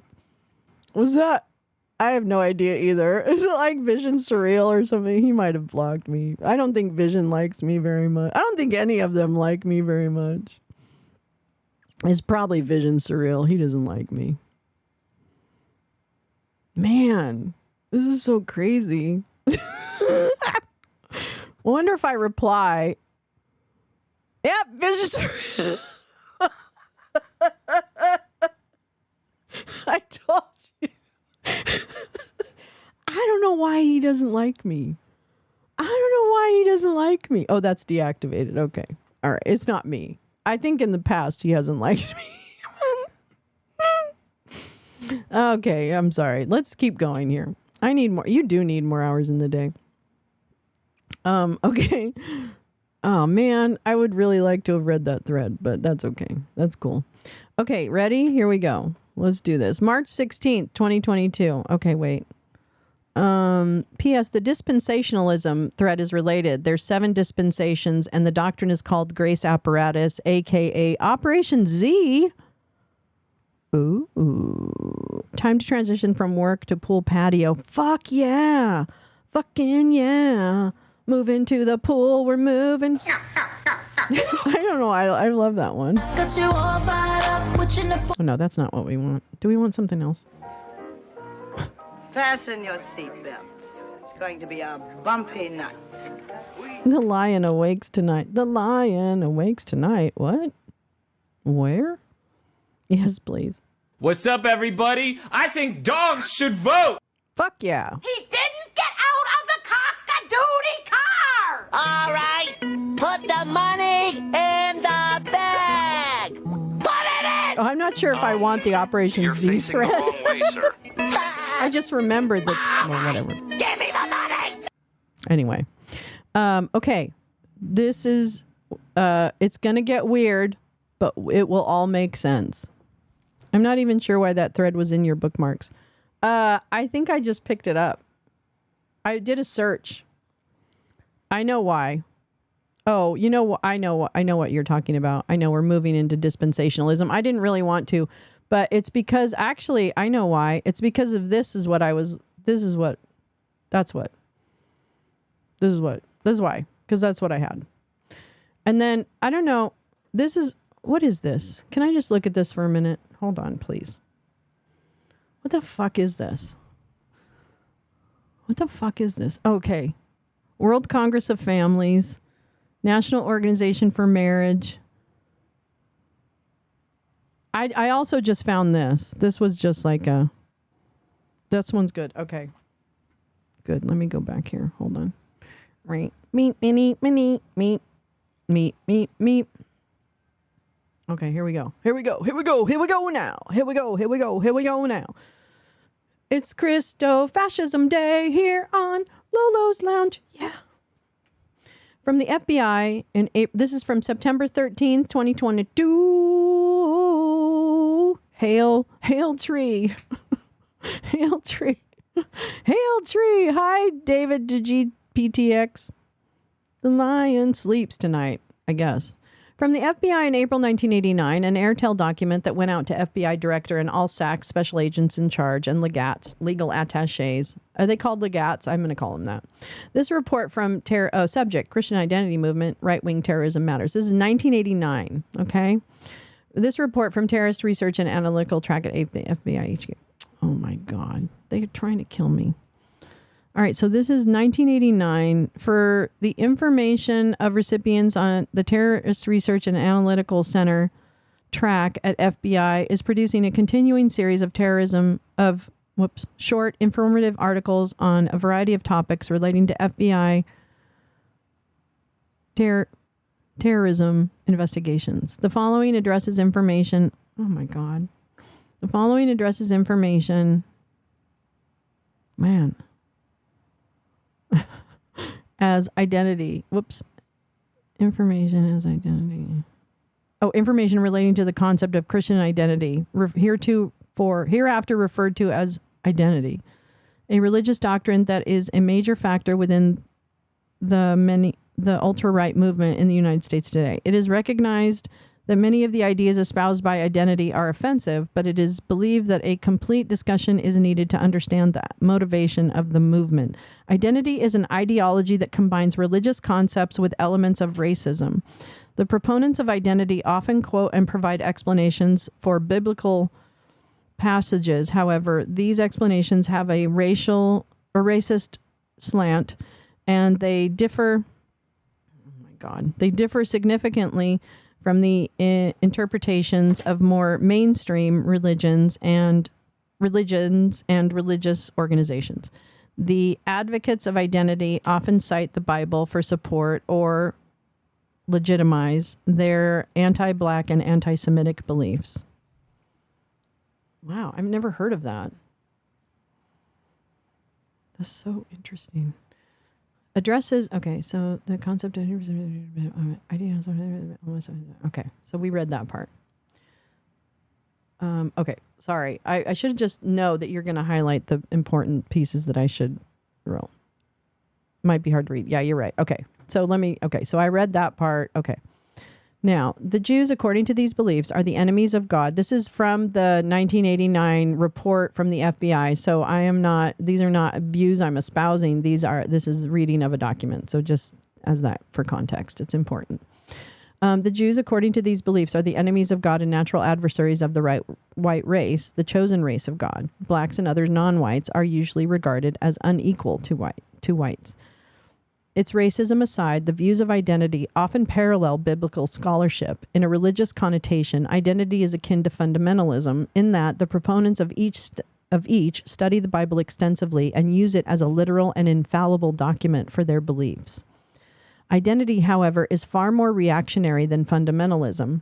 There are no ties between the two despite some similarities. There are, however, significant differences. Foremost of these is racism. Identity concerns the rise of white Christian nations. It seeks to discover a national as well as a racial identity for white Christians. Identity believes, quote, the truth is hidden, and although it is obvious to God's chosen race, the white race, it is not recognizable to all readers. Identity and the origin of the white race. One interpretation of Adam and Eve, they were the first white people from whom all other white people descended, that blacks had a specific purpose on earth to be servants to whites, and that all other races are the result of inbreeding. Followers of identity believe God intended to keep the white race separate, that God created Adam and Eve to be the forebears of a race to command all others to be the instrument through which God would fight Satan on earth, that the white blood line remain racially pure. Segregation of the races, therefore, is viewed by identity as one of God's divine laws. It contends that race mixing is a means by which Satan seeks to destroy the white race in the battle between good and evil. Identity in the U.S. Constitution. Identity contends that the Bible is the basis upon which the U.S. was founded, that the Bible contains God laws for governing nations. Identity teaches that God has given to his chosen docs that contain his law concerning nations and governments. Those docs were the Magna Carta, 1215, the Mayflower Compact, 1620, and the Declaration of Independence, 1776. The Articles of Confederation, to identity, was a contract between the states. The states represented the people, who were Christian people, chosen by God. Let me stop and read up with chat. What's the difference? Oh, no. Hey, McLeod, get off of my... Lost cause religion, yeah. They claim they are the biblical Israel. Do they? Gal would know more about this than I do. That's a good question, Max. I don't know if they're the biblical. I don't know if that's the same. I thought that was a different group, but I could be wrong. Let's see. This is considered irrevocable and unchangeable. Identity teaches that because the Constitution was taken directly from the Articles of Confederation, which was based upon God laws through the Bible, the Constitution is a divinely inspired document. Identity teaches that through the Constitution, states created an agency, federal government, which they allotted central powers. The states, however, did not wish to grant certain powers to the Fed authority and added 10 amendments to the Constitution, the Bill of Rights. Yeah. Let's see. Identity views any subsequent amendments as being illegal or unconstitutional. Identity contends that because of the Jewish anti-Christian conspiracy, the U.S. Constitution has been illegally subverted from its original intent and design. I've never even heard of this group. Identity contends that Jews, or, quote, alien internationalists, have gained control in the media and government. This is part of a Jewish conspiracy to destroy the U.S. as a white Christian nation. According to Identity, state governors were and remain the chief law enforcement officers in the states. Because the states have failed to control elements within the federal government from subverting the Constitution, it falls to the people to do so. This is known as posse comitatus. Posse comitatus. They claim whites are the biblical Israelites. Oh, okay. All right. I know what, I think I know what you mean. I'm just not sure if this is the same. They're not technically around, but I personally believe it's an influence of what we are dealing with today. Yes, this is a description from the FBI about identity in 1989 in a report, in an intelligence report. So it helps understand some of the foundation of what we're dealing with today. And Gal, in her extensive research on kind of the umbrella of Christofascism, I think I appreciate the kind of call out that this is a concept that is probably poisoning a lot of our body politic right now. According to, when the state fails to act in accordance with law, it is the duty of the county to act. County. In Christian Identity, that duty is interpreted as duty of the people of the county, of this county. Under this, the sheriff, we're back to sheriffs. Duty of the people. Under this, the sheriff, the highest law enforcement officer, can use males between 18 to 45 as a posse. Posse comitatus. Is that how you say it? I think it is, right? I think that's how you say it. It's an intel report on right-wing terrorism, right? Thank you. Identity and Armageddon. Another aspect of identity is its view of the end of the world and the second coming of Christ. Identity teaches that white Christians, as God's chosen race, have a specific role to play in these events, and they must be physically and spiritually prepared. Identity views the events leading up to the second coming as inevitable. It is believed that these are part of the cleansing process that is needed before Christ establishes his kingdom on earth. Or Chris. I'd follow Chris. No, I'm just kidding. I love you.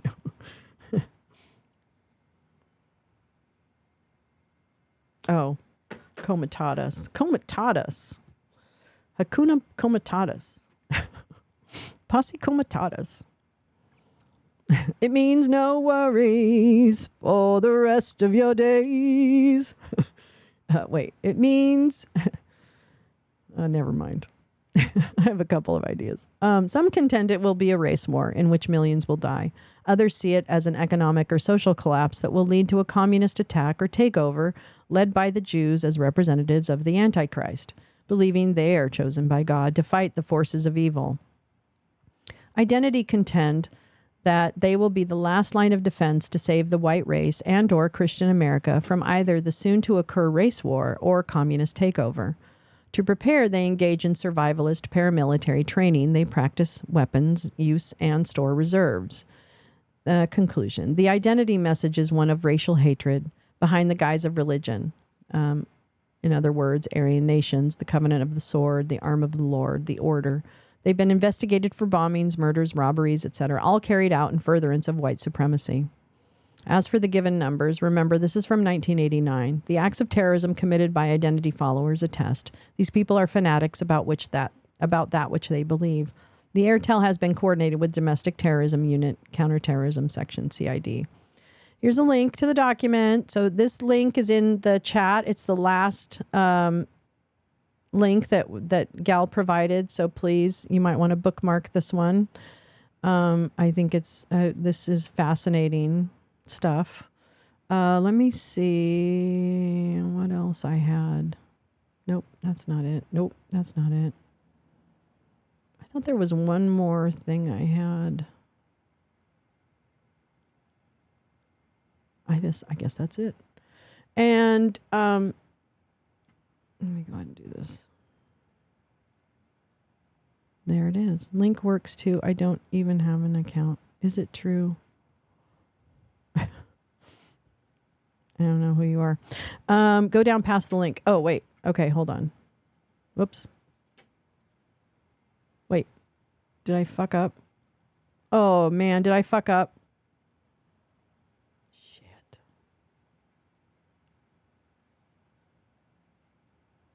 Oh, let me hold on. Nope. I can do this. I know how to do this. Let me do this again. Hold on. Don't leave me. Don't leave me. Down past the link. Oh, what? There's more? What the hell? Oh, here we go. Sorry. Oh my God. Thank you. Dumb. Here we go. Malicious Christian Identity and the Radical Right by Michael Barkin. Article appeared in the Christian Century, August 1995. The bombing of the federal building in Oklahoma City opened a window on the previously invisible subculture of malicious survivalists and conspiracy theorists. This is good. This is the type of stuff that I have not spent enough time reading through. So I really like that. Thank you very much for this. Did I get the right one, Gal? Did I get the right one? Let's see. The bombing of the federal building. Many of the subculture's current denizens portray themselves as asserting individual rights against federal government encroachment. Their hot issues are gun control, taxation, and the federal raid on the Branch Davidian compound in Waco. They interpreted the Constitution through a kind of legal fundamentalism. For example, some claim to have discovered the essence of the Constitution in doctrines that raise individual gun possession above the powers of the national government. As one widely circulated militia manual puts it, our constitutional liberties are systematically being eroded and denied. This is the whiny one. Okay. We're back. Oh, no. Whoops. Sorry. No, I don't want that. Our constitutional liberties are systematically being eroded and denied. The fact that officials are infringing gun rights on every front is simply a manifestation of their inner tendency to empower themselves. Left unchecked, this power will lead to genuine tyranny. The more citizens that own guns, the less willing the government will be to threaten us. In the world of militias, the national government is a devious and dangerous force, the enemy of its own population. But they are some of that population. I don't know. This is confusing to me. While this bizarre theory of politics often revolves around issues of laws, rights, and the state, it ultimately rests on religious foundations. The religious beliefs that undergird the radical right are hard to describe for two reasons. The first having to do with the far right's organizational structure. The second related to its doctrinal basis. Yes. Magical thinking. Am I in the right place? Wait, I'm going to come back. Yeah, good. I mean, it's very interesting to me because this is the problem. One of the things that we as a voting electorate take for granted is that the people who have this in mind, right, this kind of white supremacy, religious extremism, privatization, all of the things that don't really make for lifting all boats in a democracy, in a society, that tend to favor the rich and the wealthy. I find that what we take for granted is that we don't know which groups are affecting change and how they're affecting change. And I know there's many smart people in this room and watching this broadcast right now. So I'm not necessarily saying you, but I think from a normie standpoint, I guess, if you will, I could see where some of this information has missed you, right? I knew there was a religious right in this country, but you take for granted that they're kind of the fools or whatever. I don't know. So anyway, that's why this is history, but it's interesting. It's not irrelevant to what's happening right now. It's quite relevant to what's happening right now. Their styles of did I read this? Yeah.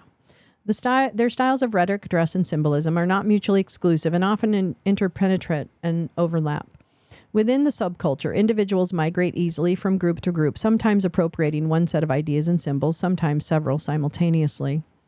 Let's see. Their styles. A person may be a survivalist Christian identity believer who likes skinhead music, has a fondness for Nazi symbols, and is sympathetic to Christian constitutional arguments. Another in the movement might accept some parts of this world, but not others. So yeah, that's another piece, is that nothing is a monolith in this. But look where it's gotten us. Really. I mean, if you think about it, look where it has gotten us. Where we are entertaining the fact that Trump would listen. Oh, sorry, Paul. Oh, I'm glad you're here. Ooh, car battery. Oh, good luck with that. Have these people seen a tank? Yeah. I don't know. Okay, so the membership of right-wing organizations often overlap. It's not surprising that months after the Oklahoma City, journalists still have difficulty describing Timothy McVeigh's relationship to the Michigan militia and to Christian identity groups. Within the subculture, individuals migrate easily. Yeah, okay, that makes sense. The world comes from an alternative system of communications. Mail order book services, computer bulletin boards, gun shows, Bible camps, pamphlets, periodicals, and shortwave radio broadcasts knit the far right together. And actually AM radio. Where's AM radio? This network compensates for a fractious organizational life and allows the neophyte who enters the communications network to become aware of other groups, doctrines, and styles. This is really Rumble, too, frankly. The picture these media provide is kind of mirror image of the worldview that prevails in the larger society. These media suggest that the dominant worldview is fraudulent, that things are not as they seem, and that only the chosen few within the movement really know what is happening and why. The melange of right-wing organizations also makes it difficult to discern the movement's religious profile, but the vast majority rely on ideas that originated in conservative Protestantism, albeit sometimes these ideas have been so distorted they would be rejected by mainstream evangelicals. And I remember, Gal, you had mentioned that there are groups that are working within mainstream religion to kind of bring people back, right? Bring people back to it. I don't know how that movement is going, but I'd be really, really interested. Sharon, I'm finding this fascinating because I read so much about white power movements. I think it's fascinating. I think we need to understand it a lot more because I think we take for granted that somehow those groups are just, not to be not taken seriously, because I don't think they deserve any seriousness, but we should understand what is influencing people in this country. And QAnon, thank you, Gal. QAnon is part of this entire piece. The Great Awakening, right? Exactly. So it all of this really. But Sharon, you said I recommend the book Bring the War Home. And Lee says I'm currently listening to Bring the War Home by Kathleen Bellew. Second time, but need to refresh. I've not heard of that. So thank you for that book recommendation. Bring the War Home. Thank you for that. I appreciate it. I love this chat. I love this community that we've built. You all are so fucking smart. I cannot tell you how much I appreciate you. Really. I feel so blessed. I really do. The picture is a kind of mirror image of the worldview that prevails in the larger society. These media suggest that the dominant worldview is fraudulent. Oh yeah, we did that. Okay, sorry. The radical right tends to be biblical literalists, for whom Scripture speaks to both the problems of daily life and the dilemma of politics. They also tend to be millennialists who believe we are living in end time foretold in the book of Revelation. Yeah. For example, they believe the belief that the Bible takes precedent over any command of government is shared with people of very different political persuasions, including some on the left. On the right, however, such higher law arguments become the basis not for civil disobedience, but for armed confrontation with the state. Yeah, well, with the rhetoric, I mean, I guess when it comes to action too. Thus, they become an essential part of the argument that militias use to defend their existence and define their role. Right-wing higher law ideas are more likely to produce a confrontational outcomes precisely because they are linked to a millenarian apocalyptic view of history. The radical right sees itself standing at a kind of historical cul-de-sac. The world is running out of time. Most Protestant millenarians are adherents to dispensationalism. And they assert that believers need to not fear the violence and conflict, the tribulation at the end of history, for the saved will be rescued in the rapture, lifted off the earth to dwell with Christ in heaven until the second coming. Most people on the radical right do not believe they will be rescued, however. They consider the rapture a theological error. They believe the saved must remain on earth during the 7 years of the tribulation that will precede the second coming. During this time of persecution and upheaval, they must find some way to survive. Are they in the 7 years, Gal? Do they think they're in the 7 years now? I wonder. Right-wing, or a little bit. Okay, that we wrote that.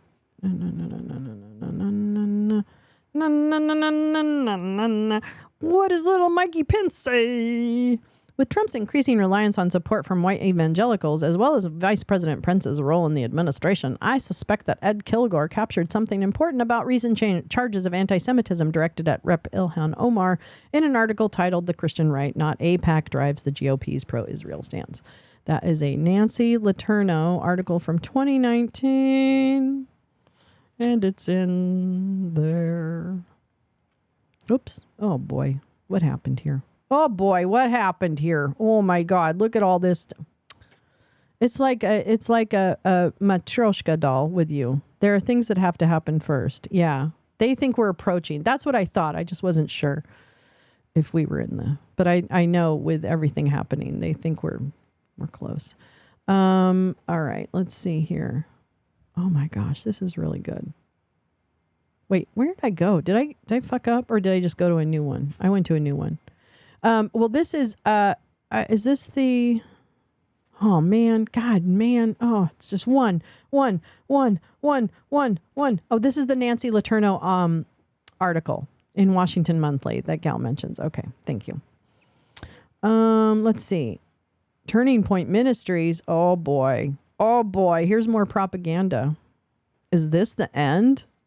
Okay, here we go. Here we go. All right, here we go. Strap in, kids. You're about to be radicalized. Mama's going to radicalize the shit out of you right now. Each day. Oh, I know. I'm so Never have the headlines been this jarring. The cultural changes this rapid. Or the moral decay this pronounced. What do you think? Terrorism that bleeds across borders. Terrorism, persecution, and intolerance. Intolerance. A growing culture of apathy, self-centeredness, and greed. Greed. Escalating international tensions simmering just below the surface. Because and a future everyone has a that seems all dispensational but certain. threat. She really is too much. People are asking, is this the end? Breaking news out of North Korea once again, where Pyongyang is now threatening a nuclear strike. Earlier, we reported that ISIS leaders called for more attacks during the holy month of Ramadan. The renewed focus on Russia's military started with its annexation of Crimea in southern. This will have broad political ramifications and ramifications for national security. I'm not gonna play any more propaganda. I'm not going to do it. Okay, wait. Here, this explains a lot. Just play this. Uh-oh. Watch that. Oh, wait, watch this. Watch this, what I was watching. Okay, wait. I'll stop talking over it, too. Hold on. Future that seems all but certain. International tension. People are I'm sorry, asking, I can't help myself. is this the end? Breaking news out of North Korea once again, where Pyongyang is now threatening a nuclear strike. Earlier, we reported that ISIS leaders called for more attacks during the holy month of Ramadan. The renewed focus on Russia's military started with its annexation of Crimea in southern... This will have broad political ramifications and ramifications for national security. The largest nuclear arsenal in the world, larger even than the U.S. Now, but Israel lives. The people of Israel live. But could we be on the cusp of a spiritual revival? What do you think? Over the last few decades, Dr. David Jeremiah has become one of the world's most sought-after Christian leaders to connect modern culture and current events to biblical prophecy. Dr. Jeremiah was recently in New York City to discuss these ripped-from-the-headlines issues confronting our world, including one particular pressing topic. Now, I would imagine during your lifetime you've seen the rise, fall, and what potentially looks again like the rise of Russia. How is that a sign of the end times? Putin wants to reassemble the Soviet Union. He's like a bear who's been deprived of his cubs, and he's out trying to get the cubs back. The interesting thing about Russia is that there are 2 chapters in the book of Ezekiel that tell the whole story of Russia's future. And it's one of the most profound sections of the Word of God, and it is the most detailed description of war found in the Bible. The Bible calls Russia the king of the north and talks about the fact mouth that in breather, the end time, close your they're gonna mouth. bring a coalition of nations together and come after Israel when Israel's resting in the security of a covenant she's made with the Antichrist. And it's going to look like Israel is finished. I never heard of him. And then God is going to intervene. And if you read Ezekiel 38, 39, it's unbelievable. Wow. He's gonna do it, huh? This guy's blog is pretty descriptive. It's also bonkers. The stretch they put on Russia being the Bible under Rosh. Oh, come on now.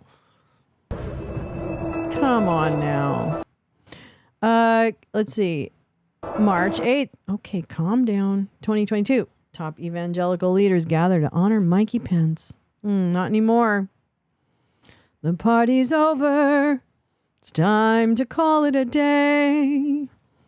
You didn't reject the vote. You're just such a joke. We want you away. Come out and see the new gallows we made. Come on, Mike Pence now. The party's over. It's all over. Dude got his Nostradamus in the book of Daniel. I got my Nostradamus in my book of Daniel, and it's gonna be a big day. Big day. Okay. All right. Yeah, they do. Top evangelical. You know, this is so funny. He must read these now. Mike Pence must read these and go, God, remember that, honey? Remember that, mother? When I was so popular? It's not heavy, shitty cement. It's relevant to what's happening. It's fucking vent. Oh my God. Let's see. Pence presented with the Friends of Zion Award. This is, again, 2022. Was this in 2022 or was the award Friends of Zion Museum? Oh, okay. Friends of Zion was commissioned by Shimon Peres, who at the time served in FOZ. Friends of Zion. Oh. The event marks the first time that U.S. invasion was on since January 6, 2021, when Trump demanded Among the leaders who sent videos in support were the Reverend Franklin Graham, shocker, Robert Jeffries, Jack Graham, Robert Morris, Mike Huckabee, Gordon Robertson of CBN, Matthew Crouch of TBN, Rev. Doug Clay, and Ralph Reed, who's still alive. I really thought Ralph Reed was dead. Okay, wait. You said go back to the other. Wait, what? Oh, she's into the rapture. Oh, interesting, Jen. Oh my goodness. Okay. If you go back to the previous thread, I tie it all into the insurrection. Okay. I think, is this it? Is this? This must be it, right? You can go straight. Okay. I'll do it just because I don't want to like be awkward about it. Thank you so much. I really appreciate that, Gal. Sorry about that. I need to work on that. I need to work on my navigation skills. At this point, and this again is September 13, 2022. At this point, the religious framework of the radical right intersects with its conspiratorial view of politics. The tribulation will be the era of the Antichrist, Satan's final instrument in his struggle to defeat God in the battle for the control of the world. Survivalism, a retreat from the world into self-sufficient enclaves, thus becomes the strategy of choice. The saved must not only be self-sufficient in food, medical care, and other necessities, they must also be able to defend themselves from their ultimate enemy, the end-time government of the Antichrist. Oh, Mark Kumke, the Michigan shortwave broadcaster much favored in militia circles, advises the stockpiling of gold, weapons, and tools. If we do not accept the mark of the beast, we're going to have to take care of ourselves. At this point, the religious framework of the radical right intersects with its conspiratorial view of politics. The tribulation will be the era of the Antichrist, Satan's final instrument in his struggle to defeat God in the battle of the control of the world. Rightists see the federal government falling more and more under the control of malevolent forces, like socialists. In this context, one can understand why George Bush's popularization of the phrase New World Order at the time of the Gulf War was a political gaffe. He meant, of course, a reinvigoration of the system of collective security envisioned by the drafters of the United Nations Charter. But to some, the phrase New World Order refers to the imposition of the Antichrist rule. Oops. Important segments of the evangelical mainstream. Was it a mistake? I don't know. Was it a gaffe? Important segments of the evangelical mainstream have endorsed this view. Pat Robertson, in his 1991 book, The New World Order, uses the phrase as a code word for a diabolical plot. QAnon, which he describes as with anti-Semitic overtones. The fact that, quote, New World Order has taken on conspiratorial associations for Protestants outside the radical right is seen by rightists as a validation of their own worldview. For the radical right, the New World Order involves a conspiracy in which the United Nations plays a central role. While it may seem odd to attribute great power to so ineffectual an organization, the right regards the UN as the instrument through which national governments will be destroyed, enabling the Antichrist to gain control of the world. Since any government associated with the UN is deemed to be part of the Antichrist plot, the national government is illegitimate. The right concludes, finally, that groups and localities must defend themselves militarily against an alien hostile state, which is seeking to uproot the Constitution in favor of a one-world government. Right? Okay, so he meant, of course, a reinvigoration of the system collectively envisioned. Okay. Okay. Pat Robertson. Pat Robertson and Pat Boone first rallied with the Quails in attendance. No one in the admin could afford to take offense that Robertson called the president's New World Order a scheme of Satan for rallying a godless UN to fight the imminent battle of Armageddon. Okay, let's see. So that's about that. Important segments of the evangelical mainstream have endorsed this view. Pat Robertson, in his 1991 book, The New World Order, used it as a code word for a diabolical plot, which he described. Okay, that. Sorry, I don't mean to reread. You do pick out like everything. Like literally, I need to read nothing that is attached because you're good at pulling the shit out. Okay, we already kind of read that.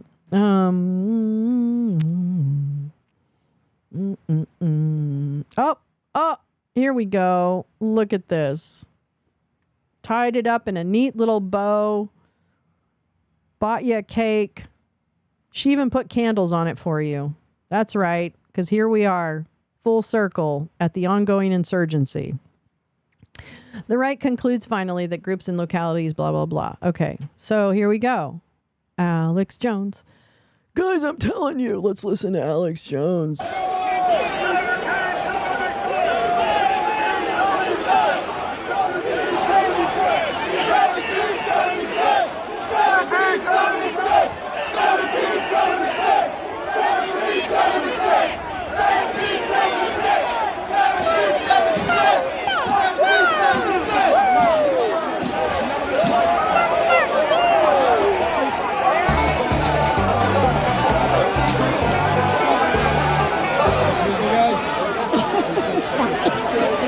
switch spots with you. All right, cool.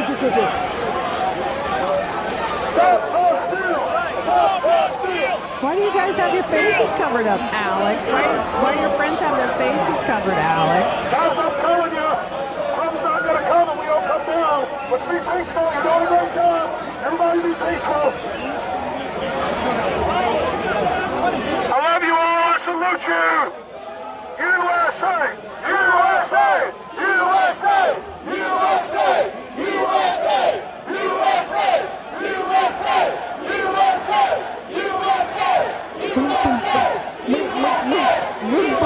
Oh, he's still talking. Hey, Alex.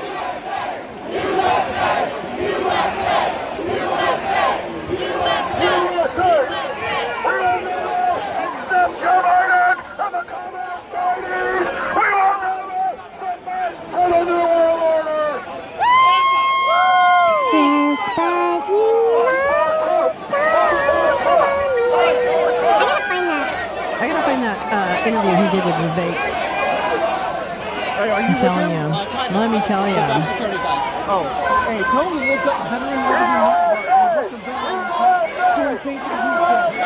can't really hear what they're saying. American people said parenting. He was actually talking about us last night at the Freedom Plaza. I also think I'll let him know. Yeah. He's obviously square. I love this. Alex Jones begins to regret his decision. He is obviously scared and questioning his manhood at this time, realizing he really fucked up. Joey, the Graper Nazis. Oh my God. Okay. All right. Let's see. If the aim of the Antichrist forces is to displace constitutional authority, the theory goes, it must do so by stealth and subterfuge. Attempting to seize power directly would create massive public opposition. Well, I mean, but let's give it a shot. Actually, I'll go ahead and do hence right-wing conspiratorialism is enfolded in a more sweeping religious vision of armed struggle in the end time, when the aware and saved battle with the mysterious hidden, they who manipulate power, in guises as varied as the FBI, Federal Reserve, the Trilateral Commission, and the ADL. This strange theory has seeped into virtually every corner of the radical right. It may be found among Klansmen and militia members, survivalists, and neo-Nazis. Christian identity provides the perfect religious frame for the right's political agenda. Every purported conspiracy and cabal, whether of international bankers, trilateralists, or the UN, can be brought in identity's great conspiracy, Satan's plot to take over the world and deprive Aryans of their birthright. Identity also gives believers the assurance that they constitute a divine warrior elite, the only ones vouchsafe true knowledge of history. Identity seems poised to benefit from the interest in the militia movement. Militias can serve as a bridge movement, carrying those already familiar with Rush Limbaugh, Pat Robertson, and John Birch Society to involvement with militant conspiratorialism, racism, and anti-Semitism. Whatever their motivations, the fearful and alienated who join militias quickly become integrated into the far right's network of videotapes, pamphlets, and audio cassettes. And then there's an article about the Whitmer kidnapping. Let me come back to that. Oops. Too many tabs open. Uh-oh, now I fucked up. Oh, I really fucked up. Where am I? I have so many things right now. Okay. All right. Rightists can see the federal government falling more and more. Okay. Oh my God. Did I fuck up? I fucked up, didn't I? Wait. Oh, here we go. Whew. Well, that was close. The danger presented by the militias is thus twofold. The most obvious danger is that resentful armed cadres can intimidate and polarize small localities, as Posse Comitatus groups did in the rural Midwest in the 70s and 80s. So there's some information there from Nebraska. Axar Ben. Posse Comitatus contended that no legitimate political authority exists above the county level. Sound familiar? Oh my God, we just had that. Local action has a national impact. Mwah. Oh, is this the thing? Oh, no. Oh, Frontline, they'll strike me. But there's a link there that's good. So Frontline's wonderful, but they do not like you playing their stuff. The more far-reaching danger is that militias will channel members to move from the outer reaches of acceptable politics to a darker world of apocalyptic racism and anti-Semitism. There's an article here, religiononline.org. Let's see, we watched that, so let me go back and just see. Let's see what this is. This looks like Michael Barkham is a professor of political science in the Maxwell School of Syracuse University. He is author of Religion and the Racist Right, The Origins of Christian Identity Movement.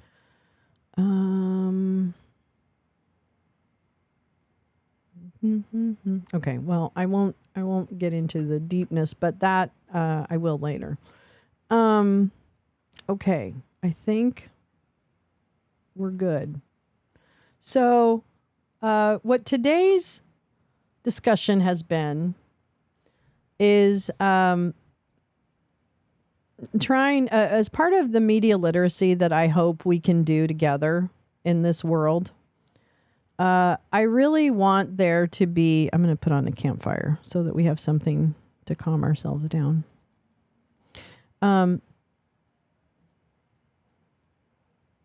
Whoa. Just so you know.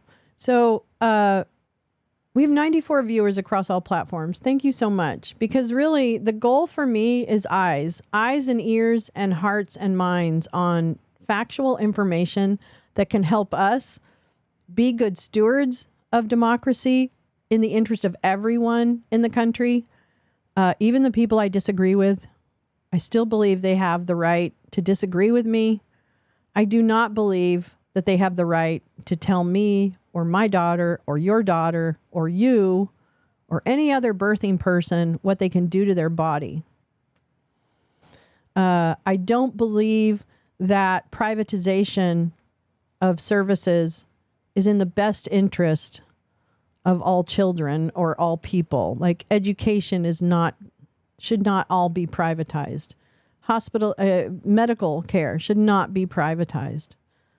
Retirement should not be private. Like the end goals of groups that seek to push their agenda based on some moral superiority they believe they had or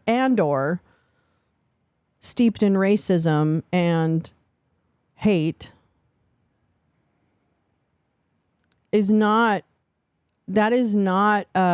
because your views are intending on shutting down people and just for who they are. That is wrong. It is wrong. It is wrong. Because remember that pursuit of happiness line? That was real important to you guys like a minute ago. So anyway, I won't go into a big speech because the important part here is that, and I mean my gratitude to Gal is immeasurable, but the links that she has provided give us a basis of understanding for the world that we're in right now. And that is so important. And it's important now. It probably was important 40 years ago, but we collectively may not have been paying attention. I want to do a space tonight. I was hoping he would do one. I'm in. Yeah, let me know. I'm in. So this has just been a little tiny bitty taste of Christian or radical religious influences in the body politic, in our lives, in our division, and at the source of disinformation that is changing us for the worst. Oh, did you type a forbidden word? Oh my gosh, I don't know. Which was it? Oh, I guess you can't type it. Sorry about that. I don't think I put a lot of words. No, appreciate you highlighting these things. Yep, I worked hard to try and parse through the stuff and my own quick understanding of what we're dealing with today. Yes, you did. And actually, this is something that I have wanted to do. You know, part of my reason for starting stuff and talking is because I was hanging out with Gal and Jay Rance and Clayberg and Tina online every day and watching their work and reading their work. And I really felt that it changed, it transformed me to feel like I knew a little bit more than I did before about what was happening in the world and how I could be in action to kind of support it. So I'm delighted because I'm not a researcher. I'm not good at all that stuff. And to have people who are really good at that and to be able to take their work and put it out there, like that's what I want to do. So this is about like sharing work that has had a really deep impact on me as somebody who is aware of what's happening and an informed voter. And I think it can help other people too. So I'm delighted to take time and go through, and I know this is just the surface. Like I know there's so much more, so many more conversations, so many more links. I just said something about my neighbors who have extremist symbols. Oh, maybe it was something like Nazis or something. I don't know. Maybe not. I don't know. Well, I know. Max, you, like many other people, live in areas that are so deeply red, if you will. And I know that you interact with that. So it's not really just about the influence on our politics. It's about the influence in our day-to-day lives and how we treat each other, right? So it can have a very deep impact on our day-to-day lives when we've got radicalism out there. So anyway, knowledge is power. I believe it. Media literacy is hugely important. Know your sources. And so much appreciation, Pepper. Yeah, for everyone. I just said something. It's a culmination of what I've seen build since I was a child. Yeah, Sharon. For a lot of you who grew up and witnessed, more. Yeah, exactly. Meaning in the South and radical or extreme religious upbringings. I know many of you have experienced that, and that is so. You actually are are great sources of information about how your upbringing really made you who you are, and how did you break free of some of the kind of dogma, I guess, and things like that. So I don't know. I just think this is a great, I'm really grateful. This was a great show. I hope it made some sense the way I read through it. So the material is fantastic, but I hope my delivery helped you learn something that you may not have known when we started. I certainly feel like I learned a lot from when we started, but yeah.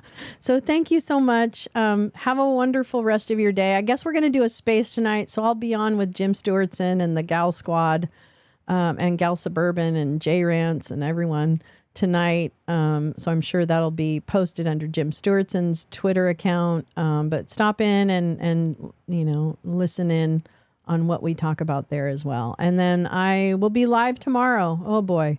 So tomorrow morning, holy shit balls. Tomorrow morning, we have a hearing with the Judiciary Committee because Jim Jordan is scared that he's losing every friend he ever had in Congress. Matt Gaetz doesn't hang out with him anymore. Nobody likes him. He didn't get speaker. He's really having a really, really, really bad year, okay? And so Jimmy Jordan tomorrow is going to do a hearing about, oh, you guessed it, the Manhattan District Attorney. Yeah. Because Jim Jordan is such a craven idiot, and everybody's been yelling at him, and Maria Bartiromo yelled at him. So now he's going to do all these bullshit hearings. And yes, Merrick Garland, they did the vote 208 to 207, whatever. Yeah, I do admire. Yeah, my parents were pretty good. I mean, we can have a conversation about religion. I grew up in a Catholic household, and then we left the church right around the Vietnam War. And yeah, just a big complicated, as is everyone's relationship with religion. I find there are very few relationships with religion that are not complicated. So how about that? But yeah, so anyway, thank you so much for spending time with me today. I so appreciate it. I really do. And I will definitely see you on the spaces. I'll see you tomorrow morning Don't miss it, because that's going to be a weird motherfucking hearing tomorrow morning. And just get ready to get angry and smoke a lot of weed or do whatever you need to. I don't even care. The Fatima secrets mentioned the consecration of Russia back to the church being critical to avoidance. Oh, see, we didn't even really get to that part because I know that Gal had brought up part of that. You know, we saw that one video clip. I would be interested, you know, that was something that we had looked into a couple of years ago, the Orthodox Russian Church and their connection to the prayer breakfast and all this kind of stuff. There's more. Oh boy, there's more. There's more to talk about. I mean, I know that's not related to what you're saying, but just a little. Yes, Sharon. Sharon, glad you requested it. Get ready to maintain a thoughtful equanimity, notwithstanding deliberate provocation. Yeah. What? Maintain thoughtful equanimity, notwithstanding deliberate provocation. Yeah, that happens. Happens all the time. I grew up in Oakland, but live in Washington, close to Idaho now. Cool. I used to live in I didn't live in Oakland. I worked in Oakland. We'll do Supreme Court rulings. Oh, yeah, Supreme Court rulings. More Supreme Court rulings tomorrow. So we'll be live at the time they're announcing those rulings.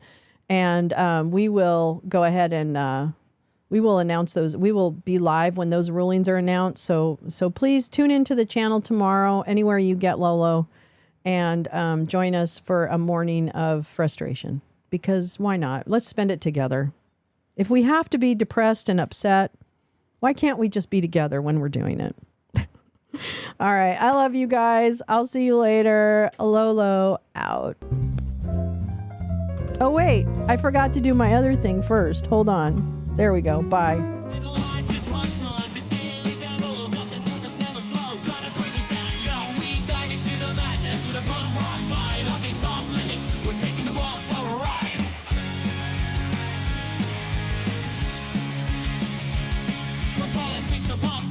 We'll make you laugh and think. We bring the truth, no censorship, no missing link with attitude and sass. We shake up the status quo, daily down low. The comedy news you gotta know.